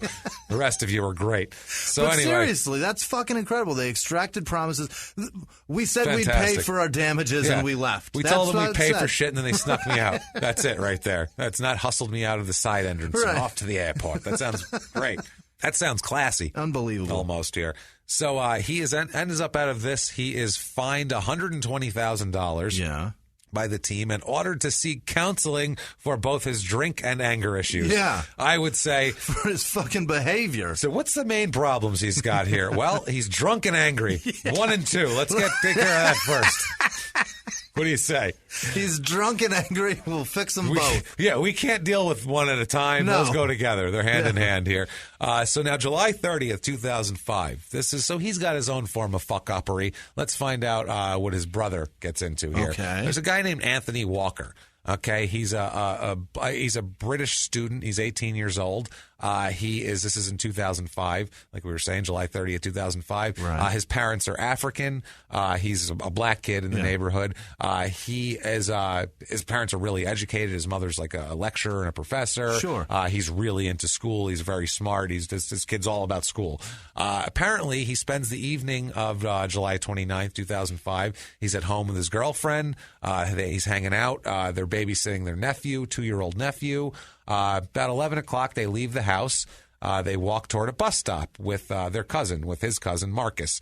Okay, what they end up encountering is Michael Barton, who is 18 years old at this point. He's his little brother. Barton begins to hurl racial slurs at them. Starts like really bad. Starts really attacking them with these racial slurs. Yeah. So they end up the three of them, the Anthony and his cousin and the girlfriend. They just turn around and walk to another bus stop. So they're not even selling it. They won't even give him the satisfaction. They just turn around. They just go, "Well, fuck him," and we'll just walk. I'm kind of curious what the racial slurs are in England. I wonder if they resort to our awful ones, or if they have their own. I'll bet they have their own. I'm sure they have their own. And then there's always, I'm sure, there's always a trump card there. Yeah, right? there's always the one that'll get you punched in the mouth. The one that will rightfully get you murdered. So these people, though, they said, no, we're not going to give in to this shit. Not going to have any of your business. I'm on my way. They're above this, and they're like, we're not going to give him the satisfaction. They go to another bus stop. And what happens is Barton, the younger brother, not Joey here, and his cousin, Paul Taylor, end up getting in a car and following them. Okay. They follow them. That's not good. No, they follow them to this park where the bus stop is, and they end up ambushing these people. Oh, my God. The cousin and the girlfriend end up running away to get help. Yeah. But Anthony Walker, they hit him in the head with an ice axe. Assholes. An ice axe, which gets so far, they hit him so far down, it's lodged in his skull. What the fuck? They can't even get it out at the hospital. They lodge a fucking axe in this poor kid's skull. Did nothing wrong. Wow. Nothing wrong. He's just walking down the street trying to get on a bus. Little Barton's an asshole. A fucking asshole. For sure. On top of that, not only did nothing wrong, actually tried to walk away from confrontation. To get away from like this. as mature as you can be. Right. And he gets fucking axe lodged in his skull. Right. Yeah. This leaves him brain dead. He's taken to Whitson Hospital. He dies at 5:25 a.m.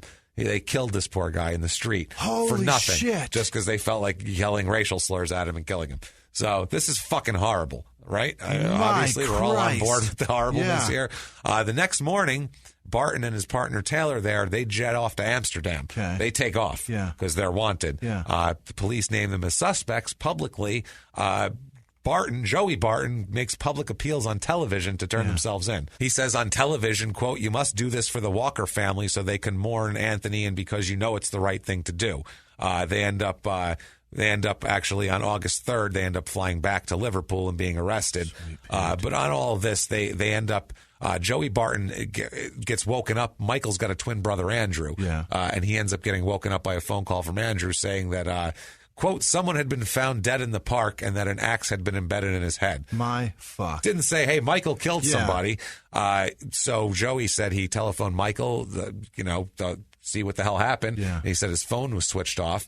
Then he got a text from his dad telling him to call him. Yeah. So he called his dad. He asked if he known what happened. Anyway, they said, keep trying your brother. He tried trying to contact Michael. At first, his phone was off. And again, he finally answered it later on. And he asked him what had gone on at the park. His brother said he didn't know. He said he just didn't know. But he said he didn't kill him. He said he called Michael back. Joey said that Michael told him, quote, "I was there, but I didn't kill him. It was Chomper, who was the other guy." Right. He said, but they do find that it was his axe. It was Michael's axe. Really? So he gave the guy the axe. The other guy delivered the blow, but he gave him the axe, chased him down. Just as bad. Oh, you're 50-50. I don't give a shit who put the axe in his skull. You're all guilty. Fuck you. You're a cunt for sure. Yeah, his brother said that he couldn't tell him where he was. Joey said he was in shock. He's in shock. He said he tried to contact Michael more and more, but he couldn't get a hold of him. Finally, Michael called him back on August 1st, asked him for cash. Yeah. And he said he can't give him cash. He said, he just said he told him that he's got to turn himself in. He's got to turn himself in. He's on TV doing it. They said he had asked for £1,000, but he said no. So, yeah, the police, he has to go and then explain to the police and to the team why he was in contact with his brother. Wow. He said I was trying to get him to fucking turn himself in, which I actually believe in this case. He was like, dude, what are you doing? I'm fuck up enough for this family. What are you doing? There's only room for one fuck up here. And we have Dad already, and now me. You got to fucking straighten it up. Not to mention bad publicity for somebody here. Yeah. I already got a cigar issue. I got problems here. So they come back. They're arrested on August 3rd when they return to England.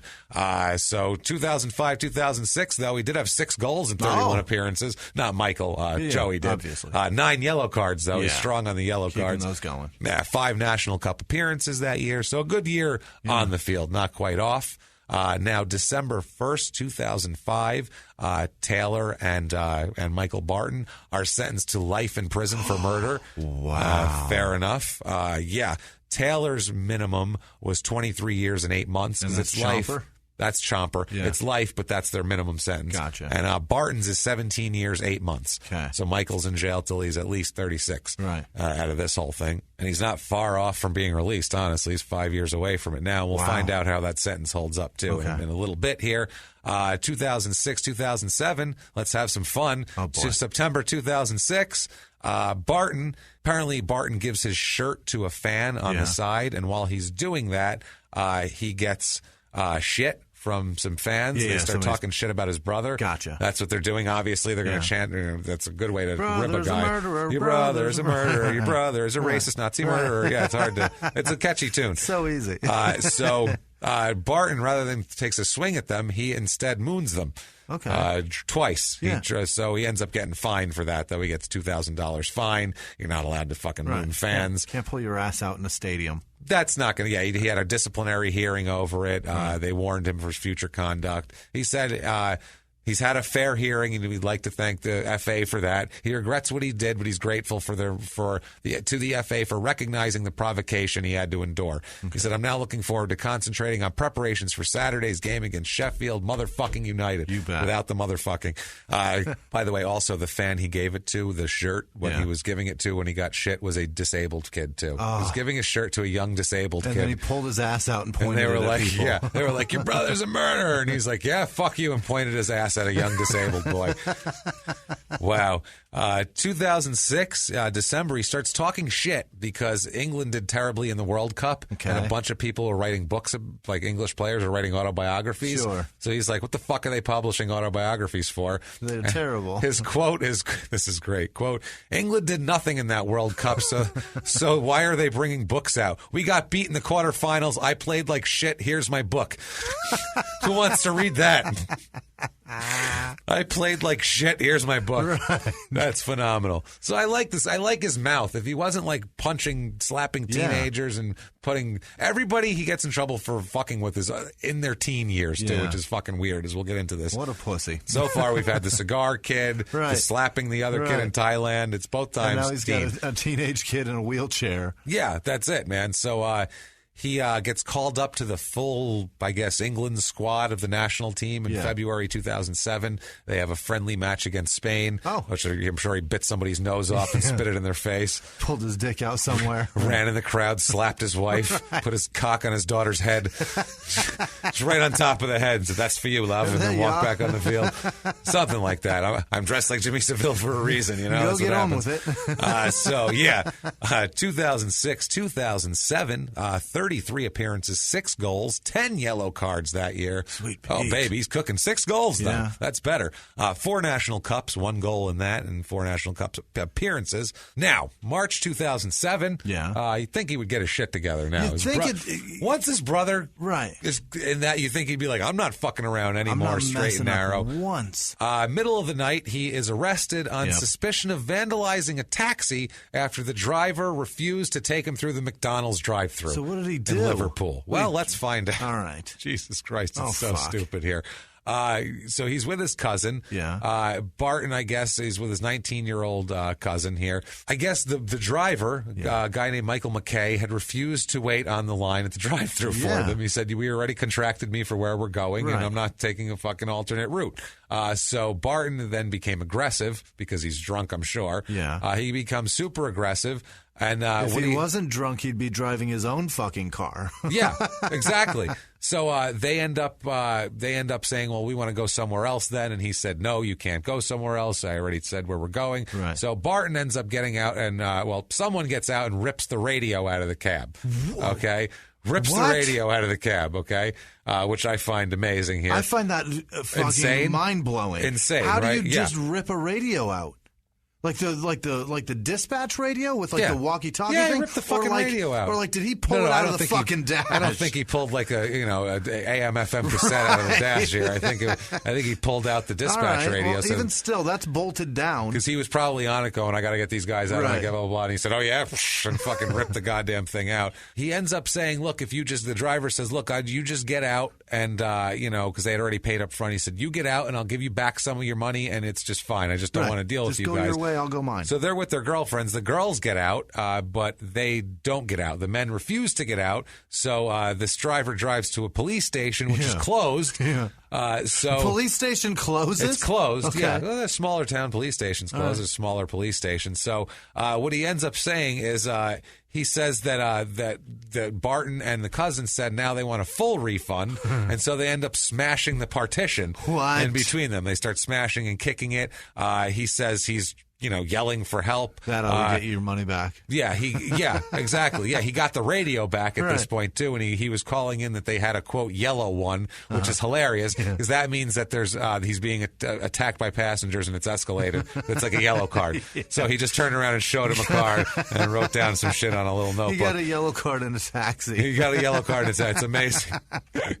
The driver said, quote, I heard a crack, turned around, and there was this yanking and it smashed. And it smashed. He grabbed a hold of me. He was strangling me. So this is crazy. So then 3 other drivers came in and they all, get there's a little melee and then Barton and Wilson take off here. Yeah. Barton does not claim that's true. Barton claims that he was offering him more money to get him to go through the drive-thru and the guy got mad and just started driving really fast like a lunatic and trying to scare them. Okay. Which doesn't seem right. Yeah. I mean, neither of them are natural reactions to the question that was posed. Neither of them. No, not at all here. Not at all. I mean, you generally don't react to no, I'm not taking you there, to ripping a car apart. No, and that's odd. I'm trying to break the partition out, and he just wants McDonald's. This is a lot of McDonald's. You really want McDonald's. Right. He says the driver said Barton said that the driver, quote, didn't seem to be in control and seemed to be going really mad. He said he just wanted to forget about the money and get out of the cab, but he wouldn't stop. It's pretty much like that. But the other part is when you hear that story as a police officer, whoever's investigating, you see a cracked partition and a CB radio ripped out of a fucking car, and you have 2 stories that one doesn't corroborate the evidence that's there. You know what I mean? That's the fucking thing. That doesn't. A broken partition and a ripped out CB doesn't say this guy was driving erratically. No, that's the problem. And also too, one of the other drivers apparently came to his aid, to the driver's aid, and they said that he had a bat with him. He had a cricket bat, and he had taken off his glasses and was shouting, "Come on, Barton," which I don't see happening. We're going to fucking throw down with this guy right now. I don't see that happening. But he says that's what happened, and that's why the police found him hiding, quote, in a wheelie bin in a garden for an hour. What is a wheelie bin? I don't know what the fuck a wheelie bin, but it's something in a garden. A wheelbarrow, maybe? Maybe. He's hiding in someone's garden for an hour, and he had to explain if he was so innocent, why did he hide in the garden? He's like, because I was so scared of this other guy with a bat. No. It ends up, they take 15 minutes to acquit Barton of the charge. Oh. Ends up later on, his cousin confesses to doing all this shit. Oh. So they end up getting his cousin on something, and he pays a fine. April 2007, he's pissed off at his team. Yeah. He's saying he's pissed off at Manchester City. He's saying it feels like the club is just praying to get the right players this summer. We can't gamble on players who have scored 6 goals in 6 games in the Punchiness League or some league in Belgium. Yeah. He says. So he's talking shit, basically. So the Manchester City manager, Stuart Pearce, bans him from speaking to the media. Hilarious. Which he never does. And by the way, he never shuts the fuck up on Twitter. Oh, my God. He's the tweetingest athlete we've ever had. Holy shit. What an asshole. I love it. May 2007, he's in a practice session with a teammate named Ousmane Dabo. Yeah. And what ends up happening is he attacks Dabo and beats him very severely, damaging his cornea and detaching his retina from his eye. Fucks this guy Just up good. punching him right in the eye. He's really attacking the eyes. He's attacking the eyes. This is with his fist, at least, here. That was in May of 2007, so he's had some issues with aggression. August 22nd, 2007, he takes part in a police-backed fishing expedition at Whitton Park near Bishop Auckland in County Durham. Jesus, those are long names. Jesus. He managed to catch a number of fish that day. He was at the headquarters of, quote, Get Hooked on Fishing, which was launched by the police force in that area 7 years ago. So there's that. They call it a scheme, a police-backed angling scheme, which I think sounds like they're trying to trick the kids into fishing, which is very strange. Maybe they're tricking them into fishing instead of coke. You know what I mean? That's possible. That's what it feels like. Get hooked on fishing, not that cocaine. Now, the problem is Dabo, his teammate, decides to press charges, and he is charged with assault on that. So that's not terrific here. He ends up being bailed out, but he is charged with assault. So on a teammate, which sounds terrible. 2007-2008 season, he has had the Manchester City's had enough of him. He ends up going to Newcastle United. December 27th, 2007. He is. It's a long night, basically. There's a game that day. He sits out the game. It's the Boxing Day game. He had an injury, but he goes out in Liverpool all night and drinks just a lot. It's December 27th. Ends up he's outside. This is great. Outside of a McDonald's again. What the people ended up seeing is what he would do is he was going around basically from group of people to group of people trying to start fights. There's surveillance footage of this. This is crazy. He ends up, and it's a 16-year-old kid is one person he finds. He punches somebody a few times, then he ends up getting a 16-year-old kid, knocks him down. He's straddling over him, punching him in the face, punches him 20 times, over 20 times from the video. I've seen the video. It's on YouTube. We'll put it on our social media. Fantastic. But punching him, not only does he start punching him, then his female cousin starts coming over and starts punching him. Some chick in a dress starts hitting him. His other cousin starts hitting this kid. Eventually, he kind of picks the kid up and shoves him off. And the video's fucked up because there's a garbage truck coming. It looks like he threw him in front of a garbage truck. Oh, my God. He didn't, because then you see him stumble off. But it looks so much like he threw him in front of a garbage truck, which would have been an amazing end to that video. Amazing end to that video. He's arrested. Obviously, the kid has broken teeth. He's 16 years old. They beat the shit out of this fucking kid. He's punched him repeatedly in the face. He gets no bail, and he has to sit in jail through New Year's. Oh, boy. So that's rough there. What about the female accomplice? Did she have to sit, too? She ends up having some things, too, we'll talk about here. Right. That's his cousin, Nadine Wilson. She and her brother, this is Andrew Barton, his other brother. They end up pleading guilty to their parts in the assaults. Keegan, knew him when he was the manager there, said there were a number of issues in his life and events, some of which have been very well documented. Had I been asked to give character evidence for him, I probably wouldn't have been able to do so. They told him. So they were like, I couldn't. I don't have any. He's crazy. I can't speak to anything positive about this fucking guy. Then he added that since this incident, there has been a, quote, massive change in Barton. That he's now a far more responsible individual, a silver-haired, middle-aged white man to the end, saying he's good now. You bet. He's good now. He's changed it all. He's saying he's a complete, total abstinence from alcohol. He says that Barton despises the man he comes after he consumes alcohol. The sentencing judge told him in this whole thing, quote, "The most serious of the three offenders is you. You were restrained by others but ignored them and acted in an extremely violent and aggressive manner. You have a high profile as a footballer, and you know that draws attention to you. Yet you drank it to excess and behaved in an aggressive and disgraceful manner. You, sir, may fuck off in jail for 6 months for assault. He That's gets not jailed bad. for 6 months. Yeah. Eat shit. Like, he seemed excited, too, the judge, to tell him to fuck off. He said also he was fined $2,500. That was to pay the kid whose teeth he broke.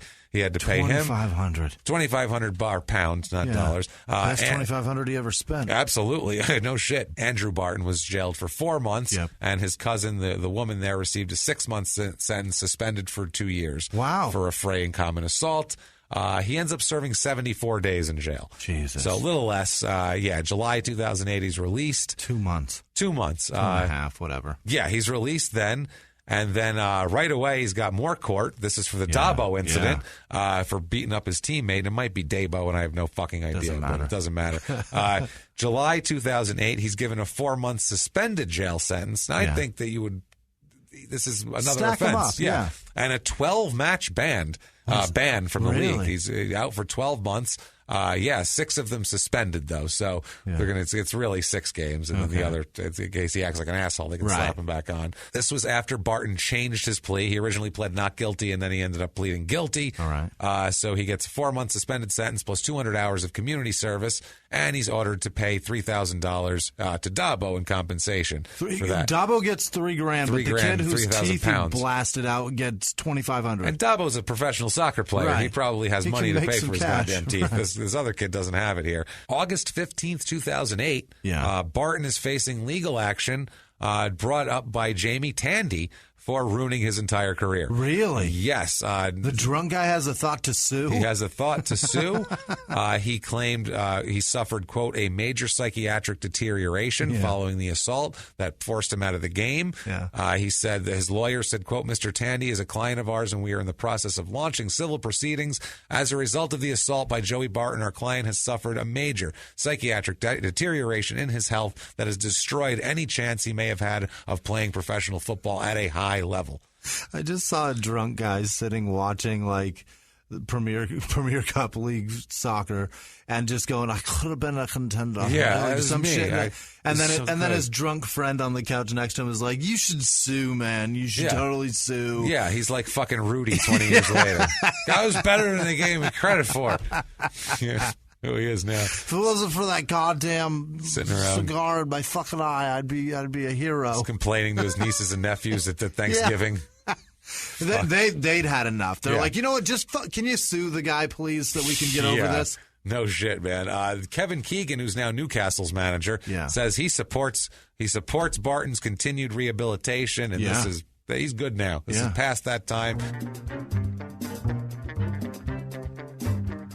Going to take a quick break from the show to tell you a little bit more about TrueCar. TrueCar.com. TrueCar really is fantastic because I'm actually looking for a used car at the moment, and I'm using TrueCar exclusively, and it's really neat the way they have this graph.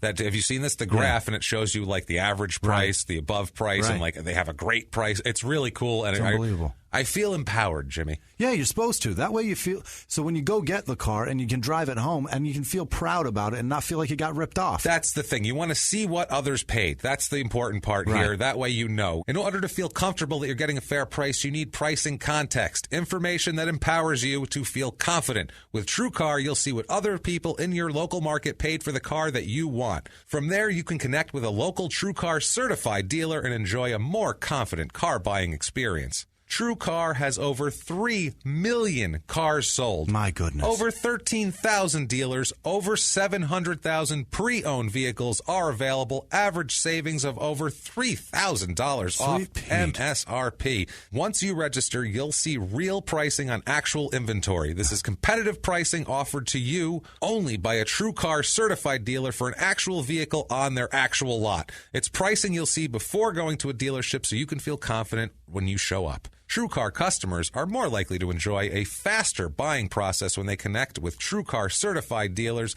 while they save an average of over $3,000 off MSRP. What a deal. So let me tell you this from us. When you're ready to buy, visit TrueCar to enjoy a more confident car buying experience. Some features not available in all states. Yes, that's true. But go to TrueCar.com to find out. And now back to the show. This is Susie Schuster, and I'm with Rich Eisen, my husband. We do Not Just Sports on Podcast One Sportsnet. We've had incredible guests. I mean, if I have to say so myself. Say it. Shaquille O'Neal, Hank Azaria, yes. Paul Rudd. Bob Saget. Jim Harbaugh. Do you know who he is? Oh, my God. He's my coach. You can find us exclusively at PodcastOne.com or on the new Podcast One app. And don't forget to subscribe, rate, and review on Apple Podcasts. Please don't forget.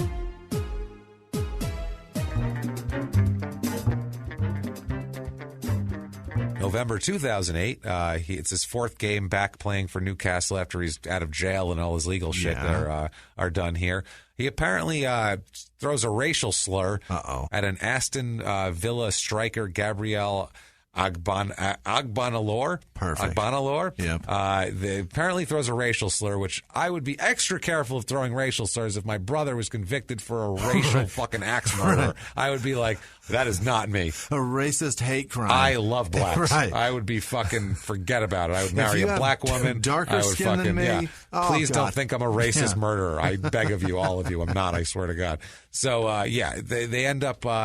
They end up not pursuing any disciplinary action. The FA, for some reason, there was no proof of it, I guess. Wow. May 2009, he is, good God, he is sent home after he comes back from an injury after lunging at a fellow player again. He injured himself trying to hurt somebody. No. He came back from an injury, got right into attacking people. Right. After that, Zabi Alonso, he attacks this guy, and then he's suspended by the club 2 days later. After that, after he gets in a fight with his manager, Alan Shearer. My Christ. So he can't stop fighting with everybody, teammates, teenagers, people in the street, doesn't care. Taxi drivers. Yeah. He is a menace to society, this fucking guy.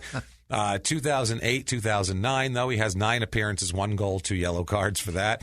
2009-2010 season, Newcastle's dropped to the Championship League. They're out of the Premier League that year because they sucked, apparently. He has 15 appearances, 1 goal, 1 yellow card as Newcastle wins the Championship League title that year. So that's good. They go back to, they end up getting back into the Premier League. Yep. He's a good friend of the boxer Ricky Hatton. Oh, really? Yeah, he's a good friend of his. He's trained with him before, physical shit. He's also, this tells you he's a dickhead here. He's also, he's a good friend of Noel Gallagher, the Oasis guy. I don't know which one's the asshole or if they're both an asshole. From Oasis, the band? Yeah. Really? Yeah. Which one's the asshole? I would have no fucking I have no idea. But he's friends with one of them. Anybody that's the in the band is an asshole. I assume he's friends with whoever's the bigger asshole. Yeah, he's probably that's the friends. guy. Well, you would hate them because they're the wannabe Beatles. So you hate the actual Beatles. They're Why would you god-awful. not like that? He also owns a racehorse around this time with another football player. What? Named Crying Lightning is the name of the Oh, my racehorse. God. So, I mean, that's just a douchery there. So 2010 through 2011 season, Newcastle is back in the Premier League. Back in the high life again. Yeah. And moving on up to the east Steve side. Winwood. That's right. Steve Winwood and the Jeffersons I mixed together there. Really? Oh, yeah, I got you. So we're going there here. November 2010, he's banned for a few games after punching Blackburn winger Morton Gamst Peterson. Punches him. He's charged with violent conduct by the FA, which is the football association here. So he has to go before a hearing for violent conduct like an asshole. Complete asshole. 2010-2011 stats, though. He has 32 appearances, 4 goals, That's 8 yellow outstanding. cards. So he's doing punch all the people you want. This is what I mean. He keeps getting away with shit because he's a good player. So they're like, I don't know, he punches people sometimes. Don't get in his face, I guess. I don't know what to tell you. If you're a coach, you coach lightly. Yeah. Coach gingerly around the edges. Just tread lightly and just push him in the general direction. Yeah, no shit, man. May 25th, 2011, his agent says that he will not be signing a new contract with his team here with Newcastle. He is officially listed on, officially transfer listed by Newcastle, which I think it means he's up for whatever the fuck here. He declines their contract offer. They gave him 2 different contract offers. One was in August of 2011, and then they give him these. They give him one in May and one in August, and he rejects them both. Gotcha. He's given permission to talk to the Queen's Park Rangers. So he goes, talks to them. 2011 too, he begins writing a regular column in a newspaper called The Big Issue, which is a street newspaper sold by the homeless. What? So he's got a column in it. He's got a column in it to the homeless. Is that prestigious? I don't know if that's. Yeah, he's a journalist now. Is that something you brag about? Yeah, there's 60 Minutes. You know what I mean? There's the New York Times. You can work for a new homeless BBC, right. And then you can write for the big issue. The big issue. It's big, man. so they can use it to wipe their ass. That's what it is. It's got to be big because they need some toilet paper. 2011, 2012. He starts. He's with Newcastle for the beginning, but then he's gone before he plays. Of course. August 2011, he talks about he's a flopper. He likes to pretend like he's getting hit, and the other guys get tossed out. He got a guy, an Arsenal player, tossed out of a game for hitting him, and then he admits that he was exaggerating later on. He's like, "Yeah, I wasn't hurt. I just got that guy fucking tossed." Right. He tries to start shit to get other people thrown out of games. That's what he does. He'll try to incite you. Right. You take a swing at him, you get tossed out of the game. Half the time, though, he ends up taking the swing and he gets tossed out of the game. So it's really, really different here. It backfires on him a little. A little bit, yeah. August 26, 2011, he signs a 4-year deal with Queen's Park Rangers. He is immediately handed the captain's armband, it says here. Right away. Right away. That's your guy. That's the guy that we look up to. You're the guy, mister. Jesus. So everyone punched people just like him here. Apparently, Newcastle's managing director, Derek Lambias, talk some shit about him in December of 2011 as a player. So he just called... He said that Barton called this guy owner Mike Ashley's, quote, fat mate. That's what he called. That's amazing right there. Just in public? Just like some magazine? He tweets it. Oh, he just tweets He's just it. like, that's just his fat mate. What do I care what he has to fucking think? 2011, December 28th, things are going so well right now. What do? You bring a son into the world. Fuck Let's yes. have some kids, everybody. Let's do it. He's hanging around his hometown. He's done everything but find religion. Let's have a kid. At least he doesn't name him after himself. Yeah, no doubt. He names him Cassius. Oh, boy. Which, all right, fine. You name him after Muhammad Ali. Right. That's fine. That's better than fucking Junior. It's fine here. Now, January 30th, 2012, he participates in a BBC 3 documentary telling his support of gay rights for football players and everything else. Not good for him.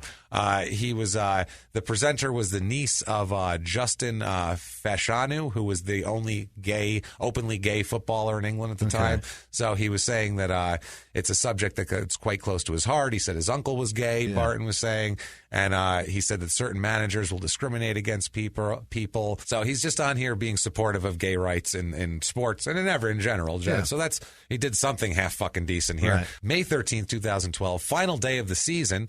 His team needs at least a draw in their match to guarantee that they stay in the Premier League here. And Barton is sent off. He got red carded. He's fucked off in the 55th minute for violent conduct after he elbows a guy named Carlos Tevez in the face. Jesus. In the fucking face. In the face. He is shown the red card, and he says, fuck it, I'm already out. So he kicks a guy named Sergio Aguero in the back of the knee and attempts to headbutt a guy named Vincent Kompany. Christ. So he just went nuts. They said, you're out. And he said, all right, kick, headbutt, fuck everybody.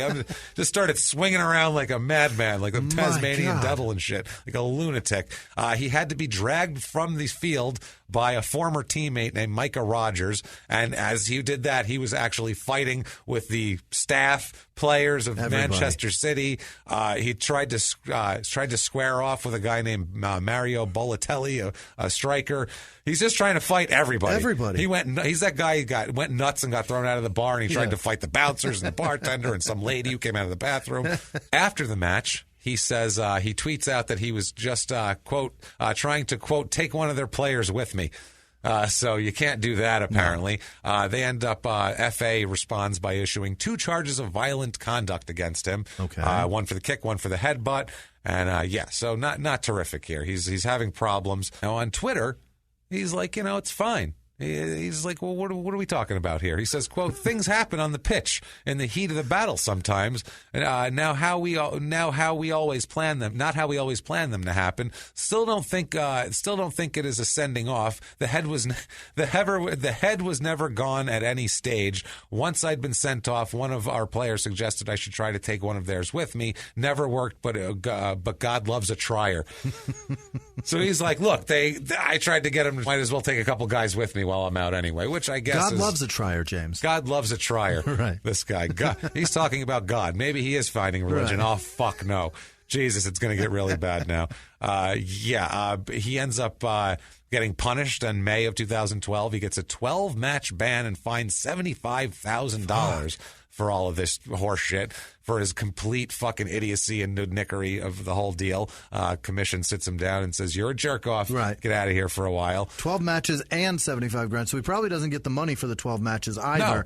And then a bonus. And he's fine, right. too. Yeah, so he lost a shitload of money there, which maybe that'll get through his thick goddamn skull.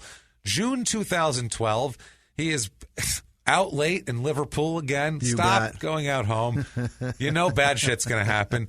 He is punched in the face after an altercation with two men outside of a gay nightclub. So he's fighting two dudes out front of a gay nightclub. Presumably two gay guys he's fighting in the thing. Right. He's with his girlfriend here still, like she's with him. Right. They went out to whatever. This is the police. There's pictures of him shirtless. Oh, boy. He's punched in the fucking head, the whole taking deal. His shirt off. Yeah, he's. We don't know if it got ripped off or what happened here. They said he was physically removed from the premise and then from the premises, and then two people attacked him. He said he was punched in the head, and he said on Twitter later that night, he said, quote, "I got sucker punched in the back of the head. Not injured as reported, just a small bruise on the rear of the head ear. I've had worse. Life goes on. Thanks for the concern. Have a good day, people." What the fuck is wrong with this guy? This is at 5:30 in the goddamn morning. Wow. I mean, from that, they let him. I mean, he got sucker punched, so he didn't get fucking taken into custody. Right. Now he's drunk, shirtless.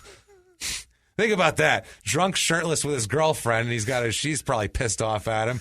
Oh, she's furious. This is supposed to be a nice night. It's supposed to be. We were supposed to go out and hang out with the gays tonight. This is not supposed to happen. What the fuck's going on? But he's been drinking all night, too, you know what I mean? Shirtless and drunk and punched in the head, and that's when you get hungry. You get a little hungry. You walk around, you smell, and he goes, I smell that. And he walks into a shop, and it's the shawarma man. Holy shit. And he says, "How is it you've come to arrive here? Why are you here? You got your brother Killman, okay? Killman, he say N-word, hit with axe. No good. Even in my country, that considered bad. It's bad juju. You know, do. Now you do stupid. You should be good now. What's wrong with you? Why? Now you come here. You want shawarma from me? You want shawarma? Why? You call me? You want what? That's not the. You call me slur now? No, I was gone. May I have lamb? I make for you now. No, you go. Do you have cocaine? Because shawarma man have problem. No, you're done with that part of your life. That is good to hear. But get out. Go. You got out of my store. Sign say closed. Go. You go. Poof. Gets outside in a puff of tzatziki sauce and pita pockets. He's gone. He's like, what the fuck just happened? What happened? He's very confused. Yeah. His head hurts. He thinks maybe it's the head injury that did it to him. He's Probably. not sure. The club is going to do an internal investigation about this because it's just more nudnickery. So on June 25th, 2012, they say that they are going to fine him 6 weeks' wages, which is about £500,000. Holy shit. And strip him of his captaincy. He also is removed from the club's preseason tour of Asia, which is probably good because last time he's smacking around kids. Right. And also, too, they reach an agreement with him. He's on like last chance here. They reach an agreement that if he seriously breaches any more disciplinary procedures, they reserve the right to terminate his contract. And he says, quote, "My behavior was wrong, and I accept the punishment that is imposed to me upon me as a result." So, fine. Okay. He did have 3 goals and 31 appearances and 8 yellow cards that year. July 19th, they tell him from the police that he's not going to face any action or any kind of legal problem for being punched in the head last week and getting in that. The 2012-2013 season, he is loaned to Marseille of Ligue 1 of France. It's a French... I don't fucking know. It's the French Premier League, basically.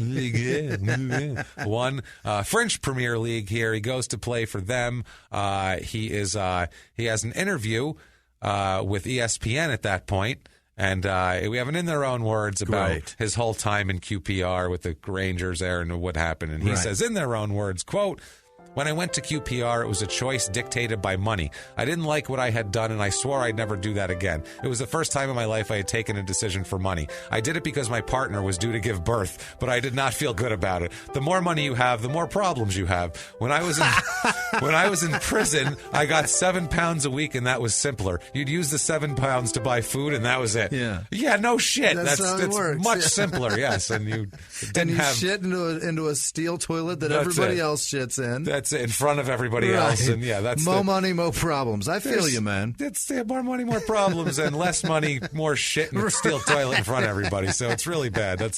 Less money sounds worse. Less money, many more problems. Problems is vague. Yeah. Shitting in a toilet, that's in a steel toilet in front of everybody. That is, I can see that's that. A definite problem. That is not vague at all. Not even close to vague. May 6, 2013, there's a newspaper article here where he basically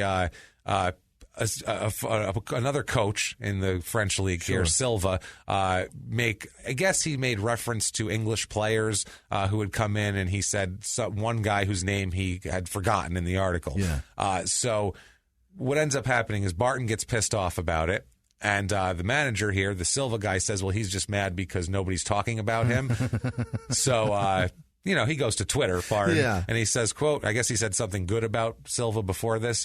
Barton says, quote, have to take back what I said about Thiago Silva being overrated today. Been immense tonight. Still looks like an overweight ladyboy, though. Looks like an overweight ladyboy. Exclamation point. He looks like a fat transsexual. That is fucked up. His next tweet is, quote, 2 questions for Thiago Silva. Firstly, why are you talking about me in your press conference before the game? Very strange. Secondly, are you pre-op or post-op? So he's fucking with this guy. Pretty good. The league, the football league. That is brutal, man. It's fucking amazing. And the funny part is, too, they end up... That's not the funny part. They end up suspending him 2 games, but at first they said they couldn't punish him because they couldn't act because the comments were in English, so it's different. You can say anything you want in another language, and it's fine here. That's hilarious, for your man. post-op, that's awesome. Laurent Devenas, the president. So I'm taking all that stuff that he did for gay rights is just a front to make him look better? Well, this is what gets him actually out of this shit, okay. though. Laurent Devenas, the president of the French Football Federation Ethics Council, said that Barton was punished only for making inappropriate remarks and escaped more severe punishment because his lawyers proved his lack of homophobic intent by showing the committee Barton's appearance in the BBC 3 documentary Homophobia in Football. That doesn't tell me that he's not homophobic. No. Well, they didn't care. They just said, plus he's really, really good. He plays very well on the soccer. He played very well on the pitch. So we let him stay. With the cigarette. Yeah, he's good. Yeah. Oh, my God. We're silver-haired white men who smoke.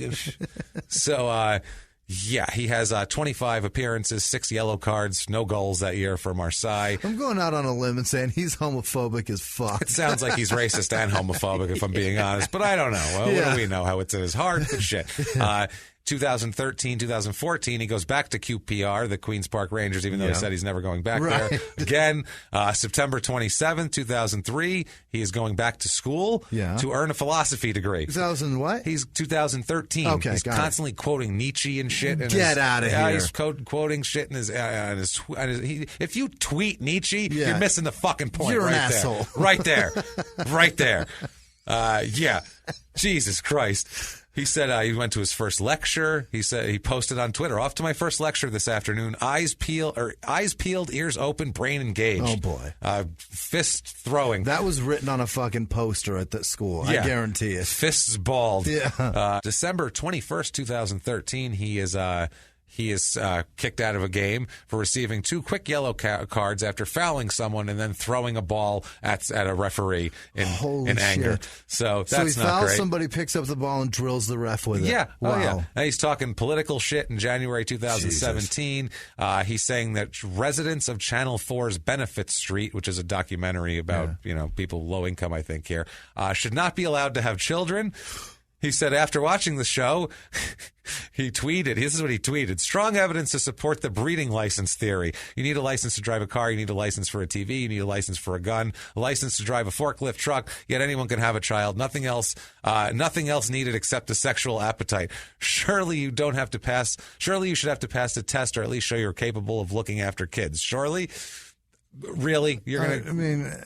okay, but you, really? You're going to talk about you should be able to have kids? Exactly. How about a bunch of arrests disqualifies you right away? How's that? So, fuck you and your one kid. Fucking idiot. How about fist fighting on a fucking soccer field, stabbing a man in the face with a lit cigar? Yeah. You're an asshole, sir. Not to mention, he's talking about who should be allowed to have kids. I don't know about you, but I don't know anyone with a family member who's convicted of a racially motivated killing should probably stay away from anything resembling eugenics in their tweets. Right. You know what I mean? Right. Let's not talk about who's allowed to have kids and who's not and all that kind of shit. Gene pools shouldn't be so overpopulated give me with a these fucking break scumbags. here. Really? Your brother fucking stabbed a guy in the head with a hatchet. A whole bunch of times. Once, but it got lodged in there. Yeah. He did have a good season in 2013, 2014. 3 goals and 14 yellow cards. So that's a lot. June 6th, 2014, which, by the way, this is only 6 months after he made the statement about licenses for kids. Yeah. His girlfriend gives birth to their second child. Oh, Christ. So fuck you and talk about that shit.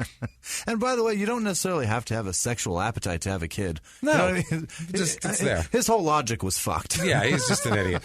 July 25th, 2014, he gets into an argument on Twitter over the Gaza and Israel conflict. For fuck's sake. Enough of you. You try to punch people in the dick. I'm not interested in your geopolitical fucking opinions at all. Not about eugenics, about any of this shit. Don't tell me how we can fix the Middle East, sir. Dude, he's a total asshole that that took 2 philosophy classes and now he's got the innocent children and that's fine, but not from you. You're a dummy. We don't want to hear your fucking horse shit. 2014, 2015, he's back in the with Queens Park Rangers in the Premier League. He write in an article in The Independent, he writes that, quote, if I were prime minister, I would privatize religion. All public money would be withdrawn from religion. Taxpayers' money would cease to sponsor religion in every way and form. He said that the Church of England should be de-established. While I agree with that, again, nobody wants to hear it from me or him. It's not your place, sir. Not my place. That's why I don't say it on the show. I don't care. And he should shut the fuck up, too. Jesus Christ. So anyway, he is appointed later that year as an honorary associate of the National Secular Society. Oh, Christ. So they don't need him as a representative. No. That just makes them look stupid. May 21st, 2015, he gets a first-half red card after, Jesus Christ, after a shove on one defender is followed by taking a swing at Tom Huddlestone's groin. Okay. So now he's dick punching. We're talking. Yeah. So he gets tossed for that. He says, I've apologized to the lads and I would like to apologize to all QPR fans who traveled today. And that guy's dick who I took a swing at. He fights like me. He's just dirty, doesn't care. Biting fists, throwing dicks. Throwing dicks? No, throwing punches. Dicks, throwing dicks. That's a terrible way to fight, throwing dicks. Yeah, that's terrible. Throwing You're not punches do at dicks, stabbing people with lit cigars. Like, that's just dirty fighting. He doesn't even know. He's not a. And the only way he can fight in a fair way is when he fights 16-year-olds, which is still unfair. Yeah. Well, and what he says, his excuse for this is my actions toward Huddlestone were certainly not malicious. You tried to punch him in the dick. That's malicious. That's as malicious as I it gets. fucking say so. You should have hit him in the head with an ice hatchet, you dickhead. Christ, it was a stupid reaction to being barged, but I can appreciate it wasn't right. So, wow, What a fucking mess here. He's just... This is a goddamn disaster. His coach says, quote, there was a bit of a melee, and obviously the referee saw something that wasn't legal, and he has sent Joey off. He's a wholehearted player. He's more disappointed for the boys, as he's a massive player for us. Yeah. He says, I'm sure if the incident isn't a good one, when we review it, Joey will be the first one to put his hand up and admit that he probably should have acted in a different manner. I would rather look at it in the cold light of day when tempers and emotions have calmed down, then discuss it with the player at that point. In other words, I'd like to let it blow over and then ignore it forever. Because it's easier to just do that. Just and move forget on. it. Yeah. Are they going to bring it up in 2 weeks when it's fine now? No. You bring it up now or else not at all. Right. So he's just like, he's like a parent that's like, I just let them do whatever, and then later on, at the end of the day, we just talk about everything that's happened. No, correct that shit. That's not how you fix it. That's not how you fix it. So, holy fuck, what a goddamn embarrassment. He's almost as worse of an embarrassment to his family than his goddamn brother is. Yeah. What is worse, like being able to play Premier League soccer or fucking stabbing a man in the head and killing him? At least if it wasn't for this guy, if it wasn't for Joey. That's what I mean, like being a complete fuck up like this. Yeah, well, if it wasn't for Joey, no one would even know about his brother. He'd just be some random asshole in jail. Exactly. But instead, this guy, now he's famous, and so I think it's worse to have a famous guy who's a complete fuck up in your family here. Because he's embarrassed his whole family. He's embarrassed every team he's been on. He's fucked people over for money, attacked guys' eyes multiple times, detached retinas, cigars in the eyes, punches in the dick. I feel bad for all these people. Jimmy, all these people, but not nearly as bad as I feel. And there's 400 of them, so I'm just going to give a couple because Joey Barton is common name. As bad as I feel for Joey Barton, a correctional officer at the Federal Bureau of Prisons in Panama City, Florida. This guy goes to prison every day in Florida, and I still feel terrible. Wow. He gets paid to go to prison every day. And it's still a worse person. It's still worse. Worse life. He's so hard to find. Yeah. Joey, this is all the Joey Barton you're going to find. And finally, Joey Barton, Director of Critical Care at Olaf Medical Center in Kansas City, Missouri. Oh, wow. So this is like a serious person. Yeah. And people think he punches people in the dick and puts cigars out in teenagers' eyes. Holy shit. So he does have 11 yellow cards that season and 28 appearances with 1 goal, so that's not bad. May 2015, the Queens Park Rangers announced they're going to release him in the summer. He's released on August 10th. West Ham was interested. West Ham United was interested in signing him. He went to a game of theirs to watch, and they lost. And afterwards he said, quote, "Judging by this game, it won't be long before I get a phone call from somebody to sign with them. The best player might be sitting in the stands this afternoon, even if I do say so myself." Holy shit. So 2 days later, their co-chairman said that the deal was off and they want nothing to fucking do with him. Fans are pissed off at him and they've lodged protests against signing him. Wow. They're like, fuck this guy. Do not hire him. Not at all. So August 27th, he joins Burnley. Burnley for a 1-year contract. The Clarets are their nickname, which that sounds striking like fear in my heart. Yeah. Give me a piece of that Claret, would you? This is a championship league they're in this year. December 21st, 2015, Jamie Tandy, remember him? Yeah. He's in all sorts of trouble for a series of assaults on his partner, shit. Lisa Stewart. He throttled her, punched her, choked her, threw a mobile phone, hit her in the eye. He's got all sorts of problems, and he's still blaming Joey for it, too. Christ. He's still saying it's all that fucking guy's fault. I'd have a career, and I wouldn't be your wife, sir? A bum. He was like putting up scaffolding as a job. His life went downhill big time when he turned into an abuser, and big time into this domestic violence. He just repeatedly beating up his girlfriend seems to be the problem. And you know what? I agree. Fuck Barton. Fuck him. It is his fucking fault. This is his fucking fault. I mean, to an extent, but he fucking caused this. Yeah, he got him into this fucking... He expedited this. Yes, he definitely started that tailspin. Now, what Barton does in response to this is he on Twitter calls him, let's see what he says here. He sends off 3 a.m. rants, basically, here to this. He says that Tandy lost his home. He said that he tried to commit suicide twice, that he owes a bunch of money, and that basically he's a piece of shit. He says that... he says, quote, "He was gobshite a long time before I went anywhere near him. How many times is a judge going to buy his shit?" He said, "Reason why he never made it is because he was simply overweight and lacked desire and talent. Nobody to blame but himself. He also was missing a fucking eye. He forgets that he set my shirt on fire before I used him as an ashtray. Doesn't condone my reaction, but he was far from an innocent victim. How can you possibly hit women and blame an incident a decade later? Men who hit women are nothing but shithouses. At the end of the day, in this world, you are responsible for your own choices." This asshole saying that. Yeah, no doubt. Wow, okay. And that's a long fucking tweet, too. That's several tweets. He just sent off a fucking series of them like crazy. February 2nd, 2016, a judge cuts his brother's sentence by a year. Cuts his minimum sentence by a year. The family is rip-roaring and rightfully pissed off. They're super fucking mad. The judge says... And it's fucked up because at first he had all sorts of problems when he was in jail. Right. He was a complete idiot. He got in trouble for weapons. He got in trouble for fighting, stealing. He made a model gun out of matchsticks. He made like prison wine. basically, a psychologist interviewed him and told the judge that a blunt summary of their views is that he's a racist thug. That's what they said about his brother. Apparently, by now, complete transformation. They say he's genuinely remorseful. He understands, blah, blah, blah. Took off the robe, took off the hat. Took off the pointy hat.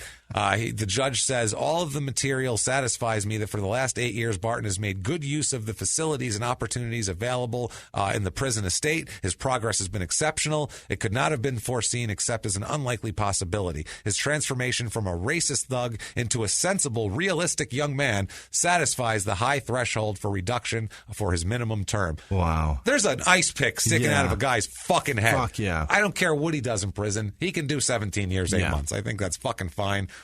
With Burnley, he has 2015-16. Barton has 38 goals, or 38 appearances, 3 goals, 9 yellow cards. He's named Burnley Player of the Year. Wow. He ends up going to the Rangers after that, of the Scottish Premier League. The Rangers. He ends up getting suspended for 3 weeks after a fight with a teammate in September of 2016. September 22nd, 2016, his autobiography, No Nonsense, comes out. Really? I played like shit. Here's my book. It's his exact quote. Anti-autobiography here. 2016, of October of 2016, he is charged with breaking rules relating to gambling on football matches. What? He's accused by the Scottish Football Association of placing 44 bets on matches between July 1st and September 15th of 2016. He gets a one-match ban for this. Really? One-match ban. One match is all it takes. Here, if you gamble on anything, you are banned for life immediately. Forever. Pete Rose was the greatest. He has the most hits ever, and he still can't go near baseball because he fucking bet on some Has games to sit in Caesar's 40 Palace, years ago. Sign autographs every day for the next fucking millennium. It's nuts. So he has his contract terminated with the Rangers. So he ends up charged with misconduct in the FA. The Football Association claims now he's under investigation for placing 1,260 bets over the last 10 years. Wow. Shitloads. January 2nd, he's under threat of a ban. He's got all this shit. Burnley re-signs him. Why would you re-sign a guy who's fucking... I don't understand that. It's insane here. April 26th, 2017, he is suspended. He's banned for 18 months on betting charges. At his age, that pretty much... So lenient. It's super lenient, but at his age, it's pretty much over with. Yeah. He says, quote, the decision effectively forces me into an early retirement from playing football. To be clear from the outset here, this is not a match-fixing thing. At no point is any of it is my integrity in question. Let's do it in their own words and find out what he says. He says, in their own words, quote, throughout my career, I am someone who has made mistakes and owned up to those mistakes and tried to learn from them. I intend to do that here. I accept that this is one more mess I got in because of my own behavior. The episode has brought home to me that I just have to face up to the need to get help to deal with alcohol abuse, with anger. So now I know I need to get help for my issues with gambling, and I will do so. I'm a fucking mess. Yeah. I need help for everything. Yeah. The funny part is 11 of the 20 Premier League teams have logos of betting companies on their shirts. That's what I find fucking hilarious. And the league itself, that's awesome. The league itself is sponsored by a gambling company too. So I mean, they're gamble, not you. Not you. Same thing with the NFL. Don't you though. dare. It's the same thing with the NFL. Same thing with all these sports. They do the same thing. 1,200 bets. He says that he's does it all under his own name, his own passport. He's placed 15,000 bets over a wide range of sports. But soccer is one that you can't. They look at his 30 most prominent bets. By the way, his career's over as fuck right now. 14 appearances, 1 goal, 4 yellow cards that year. 106 yellow cards total for his career. Holy shit. That's kicking. His most prominent bets here, and it's funny too because they show his amounts and everything. Like on one game, Manchester versus Fulham, he laid a bet that George Samaras won't score the first goal. Bet £5, won £10. So a lot of these are like little bets. What the fuck? Yeah, little bets. I see one for £600. Manchester versus Fulham. Manchester to win. He lost that bet. Okay. Shit like that. But it's a lot of like little bets. £50, £200, £250, That's not really £25. gambling. It's gambling, but the thing is, and it's the same thing with Pete Rose, it's not, they don't think that he threw games, or they don't think that Pete Rose, when he was managing the Reds, was throwing games. But when he calls his bookie and bets against his team, even if he's trying to win, he's setting the line. Right. He's setting the line. The bookie then goes, okay, they drop the Reds' odds down because the manager doesn't think they're going to fucking win. Right. That's a pretty good, indication. Great indicator. So, that's the problem is they end up being involved in the whole thing here. June 21st, 2017, he's just saying that match fixing is the problem, not gambling. They should be able to gamble as much as they want. I mean, just max. But if you're gambling, you're going to be tempted to fix matches. That's the fucking problem. Let's just not gamble on soccer. Right. How's that? Can you not gamble on the sport you play? Gamble on tennis, fuckface. Yeah. July 27, 2017, he has his sentence reduced by 5 months on appeal. Okay. So now he's only out 13 months after being initially banned for 18 months. He keeps doing this, and it keeps slipping through, and they just let him through. Of course. He's fined £30,000. That still stands. July 28, 2017, he is not allowed to participate in a charity match to raise funds for the victim of the Grenfell Tower fire. So you're too much of a piece of shit to help burned kids. There's burned kids, and they're going to suffer because we don't fucking want you here. We don't need your money, sir. We don't need you, dickhead, here. October 11th, 2017, he suggests that Ecuador may have thrown a game to let Argentina reach the World Cup. He's tweeting like, look at this guy who's guarding Messi. Look at number 23. Something's not right with his movement and behavior. Yeah, Messi's the greatest soccer player on earth. It's so funny because that's what tons of other people came in and said. Yeah, he's the greatest fucking player and he makes people look stupid. That's why. Not only that, when you're guarding him, you're fucking nervous and you're not. You're terrified. It's like when guys go into the ring with Tyson back in the day. Watch them. They're not at their best form. No. They're like, oh God, with their arms over their head. Jesus Christ. They look like they're fighting bees off. They're afraid Messi's going to nutmeg him and make him look like a fucking fool. Exactly. So he talks all sorts. This is all on Twitter. Dipshit. He has 3.29 million Twitter followers, this fucking idiot. He does? 3.29 Twitter followers, including 7 people that follow us. Also follow him. Looking at you, Manchandra. Look, 7 of our people follow him. 3.29 million. That's a fuckload. He's British. That's like 5% of the whole country, for Christ's sake, over there. So, October 30th, 2017, he calls Everton caretaker manager there, David Unsworthus. He calls him too fat to manage and calls him, quote, a glorified PE teacher. He is a fan of calling people fat. He likes calling people fat. He likes Donald Trump. Yeah. No shit. He said, quote, I saw him getting on the coach as Everton manager the other day. He doesn't look right. He was waddling onto the coach. I was reading a British Army service manual the other day, and one of the things it says is you've got to be fit to lead your troops into battle. Now, I'm saying you can't manage Everton if you're over. I'm not saying that you can't manage Everton if you're overweight, but it certainly doesn't look right. Okay. So he's being a dickhead. Yeah. So that's where he is now. He's not playing. He's waiting to try to, who knows, sign one more deal. He's on Twitter calling people fat. He's on Twitter calling people fat and trolling people and being a douche and talking about philosophy and politics and everything else. Can't get enough of Joey Barton. There's fucking plenty of them out there for you. Don't worry. You can get his book, No Nonsense, hardcover, $24.95, $12.32 for paperback on Amazon. Yeah. And you know what? Never mind autograph shit like that. Just go to joeybarton.com for all things horseshit. Ugh. On the site, you click on it right away. It says, there's pictures of him and it says footballer, period. Pundit, period. Father, period. Asshole. They forgot asshole.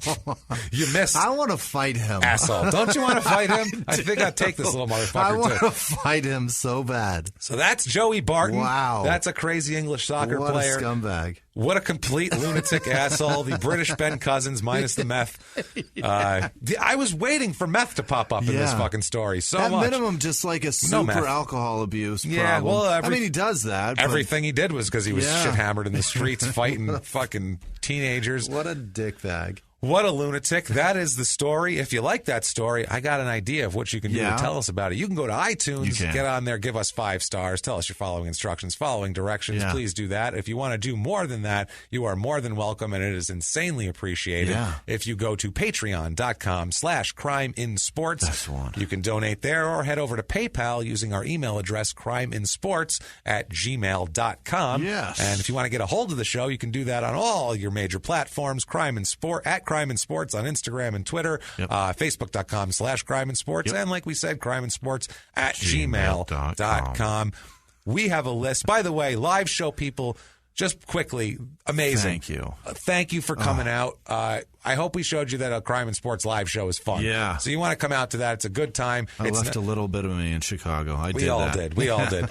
And some people, they think it's like, I've seen people like, oh, that sounds like there's probably going to be a lot of crazy people. And It's not even like that. Nope. It was the nicest, coolest environment. Best people. With just a bunch of really great people that wanted to have fun and wanted to laugh and wanted to have a really good time. And I was so happy because we don't know. We're here, so we don't know. You can't tell from the pictures because James looks like a salty fucking picture. Well, we don't know what our audience is like. Right. Like people tweeted us and stuff, but we don't know in general what they're like. So when we show up, we don't know if it's going to be a bunch of fucking axe murderers or a bunch of we have no idea. No. So when we showed up and all of these people are just such great, nice, cool, smart. So many of these people are smart. There are lawyers there. Yeah, smart, supportive people. We're just, thank you. We're so thrilled. Dude, the guys that are from Michigan are fucking... That was great. They make one of those smashers, one of those fucking molecule smashers that CNN was... I know exactly what you're talking about, It's a collider. That's what it is. Exactly it's a fucking collider. I make smashers. I'm real smart. They smash shit. I smash things. So CNN was afraid the thing in fucking Sweden or whatever was going to make a black hole. And that's what these boys make up there in fucking Michigan. That's fucking crazy, They're man. geniuses. They're fucking brilliant kids, and they listen to us make fun of people like this. It's crazy, but thank you guys so much for that and hanging out with us. Come to live shows. Like we said, Boston right now is the only Crime and Sports on the books. The only Crime and Sports on the books is Boston at 4 p.m., so please sell that bad boy out and come see us do Small Town Murder because it's just as fun. Besides that, though, Jimmy, why don't you hit us with the list of incredible people this week? One of these people is Bree in Montana who went and got a fucking tattoo. Bree. She got a tattoo that says, "You sir may fuck off" on her forearm. On her foot with a gavel. You sir may fuck off. It's unbelievable. That's, wow. That's cemented. Now into some kind of weird section of pop culture. Some sort of Hall of Fame, right? That's amazing. And then she sent us a huge box of Montana shit today that we're going to unwrap here in a minute. So thanks, Bree. I appreciate you. That was so cool. Dana Grayson, Jess Langer, and Kristen Castaldi continue these fucking EPs. Thank you all so much. Thank you, guys. Rebecca Doe. This, by the way, strap in because this is so deep. Mark Busby. We missed a week. Sorry. Yeah, we did. We got a buzz. Jaybird Wedbetter over on Twitter. Jason, what is his last name? Is it Engelkey? I think it's Engelkey. I don't know how you say that. I think it's Engelkey. Engelkey? I think so. I'm not sure. It He'll doesn't tell matter. us. Thank you guys. He'll I appreciate both of you. We love you, Jay. They've been listening since the fucking beginning. Yeah. Wedbetter since I think the 5th episode he came on board. Busby's been around there too. He may I know he's heard all of them, but he may have started and listened the very first time it came out. Wedbetter came in and Rogowski, he sent me a message maybe once or something. There you go. Stacy Huffaker, I'm not sure. She sends something every few days. So thank you, Stacy. You're a sweetheart. That's amazing. Dulce Thompson, Talia Mates. I called her Daniel last time because she's using her husband's card. What do you want from me? Oh, well, yeah, that's not our fault. Shit. That's Talia. So thank you, Talia. Aaron Parent, Taisha McPherson, Marcia Frazier, Randy Shelton, Susan Thornton, Tony Celapica. Ooh, I think that sounds good. I don't know. It's clearly Italian. Thank you, Tony. Jason Comstock, Ron. No, it's John. What? Ron? What the fuck? John Radley, Tara Jenkins, Mariah. It's Mariah Menhier over. She's the Dutch one that corrects me all the time on my Dutch or not my Dutch. So thanks, Mariah. Appreciate you. Stephen Mace, Michelle Jolly. She also sent a bunch each fucking few days. I don't know. Thank you, Michelle. Adrian Thomas, Mary Faust, Rachel Smith, Amanda Burt, Carla Dixon, Louise Brooks. No, Louise Brooks, not Louise. That's definitely Louise. I think that's a female's name, right? Louise is female? Yes. Yeah, usually. Right. For the most part. You never Louise know. Brooks. Tatiana Lewitt. Shit. Tatjana or Luka Janaki? Luka Janaki.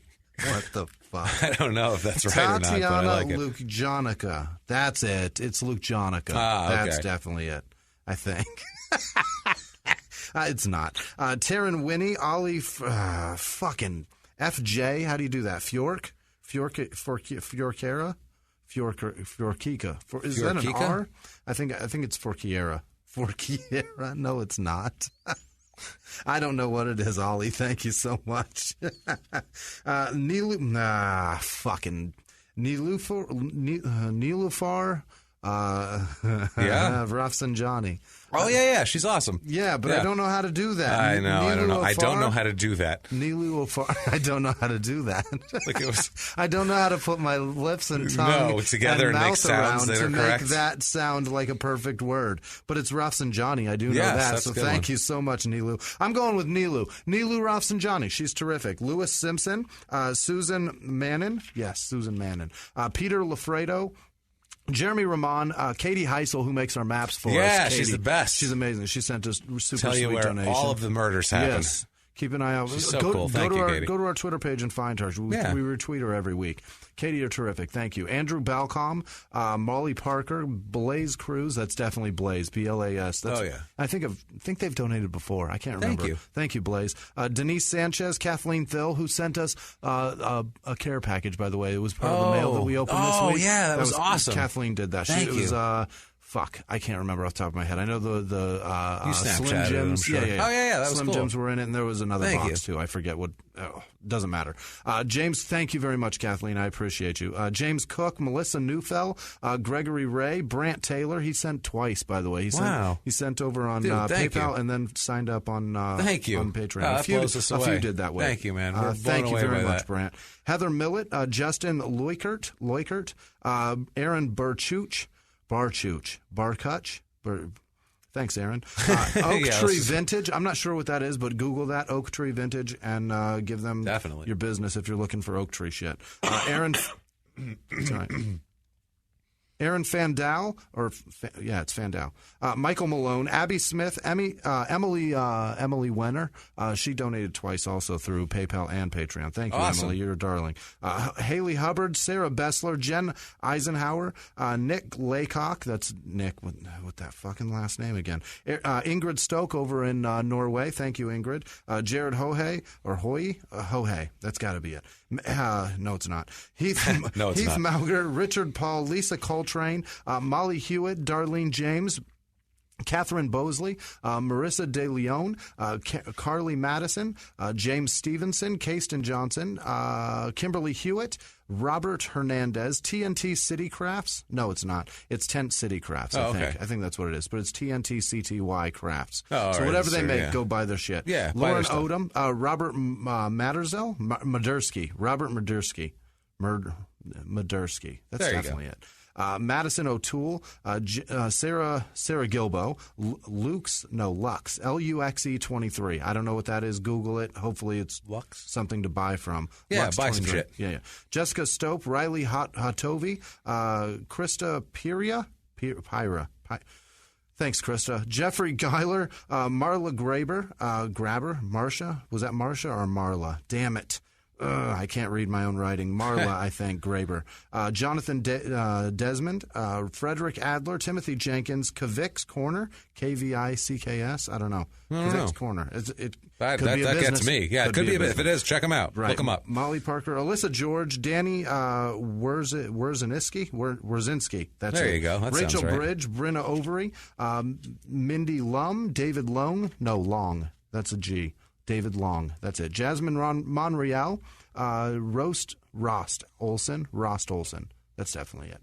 I don't know. Andrea Samples, Emma Sykes, Form Systems Technology, Form Sys. I don't know. I'm not sure what that is. Look them up. There you go. If you need their services, use them. Siren Johnsgar, Emily Irvin. I think I said her already. She may have donated twice. She must have. Wow, thank you. Molly Parker, you said twice, too. Yeah, she definitely donated twice, too.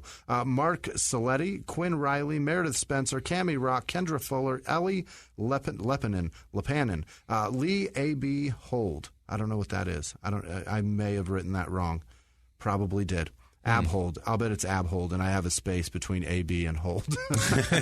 So, Lee, thank you. Kyle Blaze, Montana Posse, they donated and then wrote us a nice little reply. I don't know what Montana Posse is. I hope that's something you can buy from, but do it. Yeah. Richard Bazantes, really, Richard, that's a tough name. Lofton Melmoth, Caden Carpenter, Rembot, Kelsey Stewart, Jessica Molly Thorne. Molly was in quotations, like that's a nickname. How do you get Molly out of Jessica or Thorne? I'm not sure, but whichever. Maybe her. I don't know. You confused over that one? I just looked at it. I'm like, really? Molly? That's the one? Maybe she does a lot of Molly. Who knows? You sounded hurt by that. I don't know. I can't figure it out. Mary Hemphill, Miriam Evans, Harry Lee, who works with my sister. He's a good dude. Oh, cool. Thanks, Harry. Appreciate you. Yeah. Erica Hogan, Lil Buckaroo again. Mike Kennedy. I know a guy named Mike Kennedy. He's a scumbag, and I'll bet this is not that guy. This is not that guy, guaranteed. That guy's a piece of shit. Thank you, Mike Kennedy. This Mike Kennedy is amazing. Yes. Yeah. Tracy Kidd, Colin F. Spencer, Den Hendricks, Tamana Van Pelt. It's Timana. That's what it is. Timana Van Pelt. That's for sure it. Christy Basham. Morgan Works a Lot. I hope that's fucking what? Works a Lot? That's an interesting last name. That's for real. That's her last name. Works a lot. Hey. I don't know. Either that or she's just fucking with me. She's Morgan. Rachel Hatton, Brianna Krantz, Jed Llewellyn Lewis, Patrick Poitras, Jeff Watson, Helen Collinshaw, Rhett Stubblefield, which is a badass name. That sounds really cool. So country. It's like a movie character. Yeah. This is Rhett Stubblefield. You'd be like, that's a bullshit name. What are you doing? A guy named Rhett Stubblefield has never been accused of rape because it's such a sweet name. Well, it's just plus the women are falling at his feet. Yeah, you allow that man. You beg. You beg. You plead. Good for you, Rhett. Congratulations, Retta and Levi Cruz, Kim Olegas or Olegas. I'm not going to try. Jennifer Ross, Summer Jean, Jessica Lightke. Jessica Lightke. There you go. That's it. Paul Ruist, Danielle Andrews, David B. The Chubby Bear. No, the Cubby Bear. Jesus, you're not a chubby bear, right? He may be a chubby bear. Who knows? Nikki Sarnecki, Thomas Gallagher, Susie Mannon. I think I mentioned her already, so she donated twice again. Buck, no last name. Nicole Benson, Karis Hunt, Scott, and we're down to the finals here. All right. Here we go. Final good people. It's exhausting. I'm such an idiot.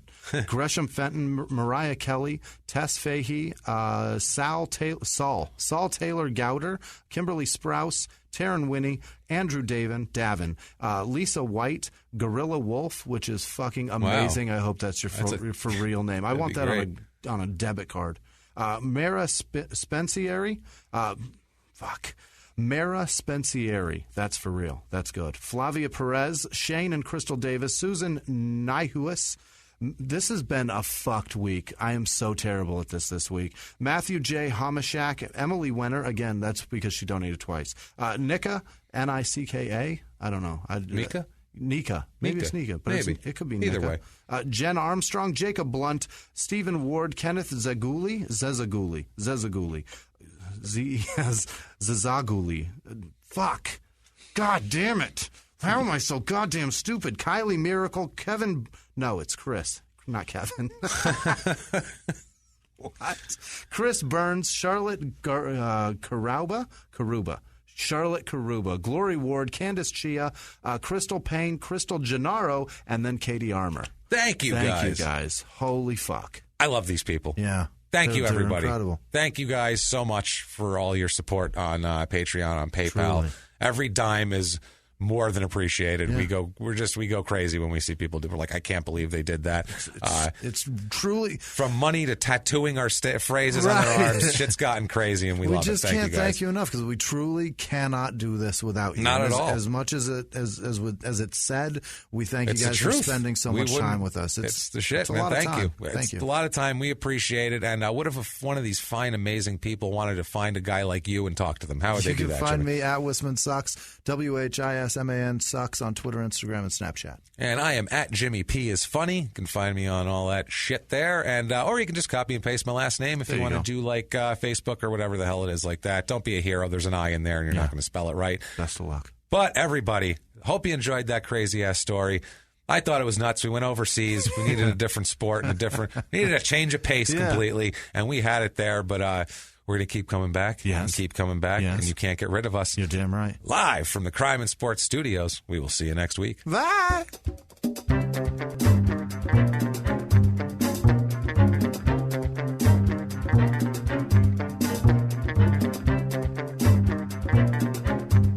Web support for Crime and Sports is brought to you by WebandWriter.com. If you're looking to build a website, go over to WebandWriter.com. They build websites that look great on all screens, graphics, logos, engaging content. Go over to WebandWriter.com or go over to Facebook.com/WebandWriter. They'll build you an unbelievable website at a very fair rate. They'll build you a very great website. Go see them. WebandWriter.com.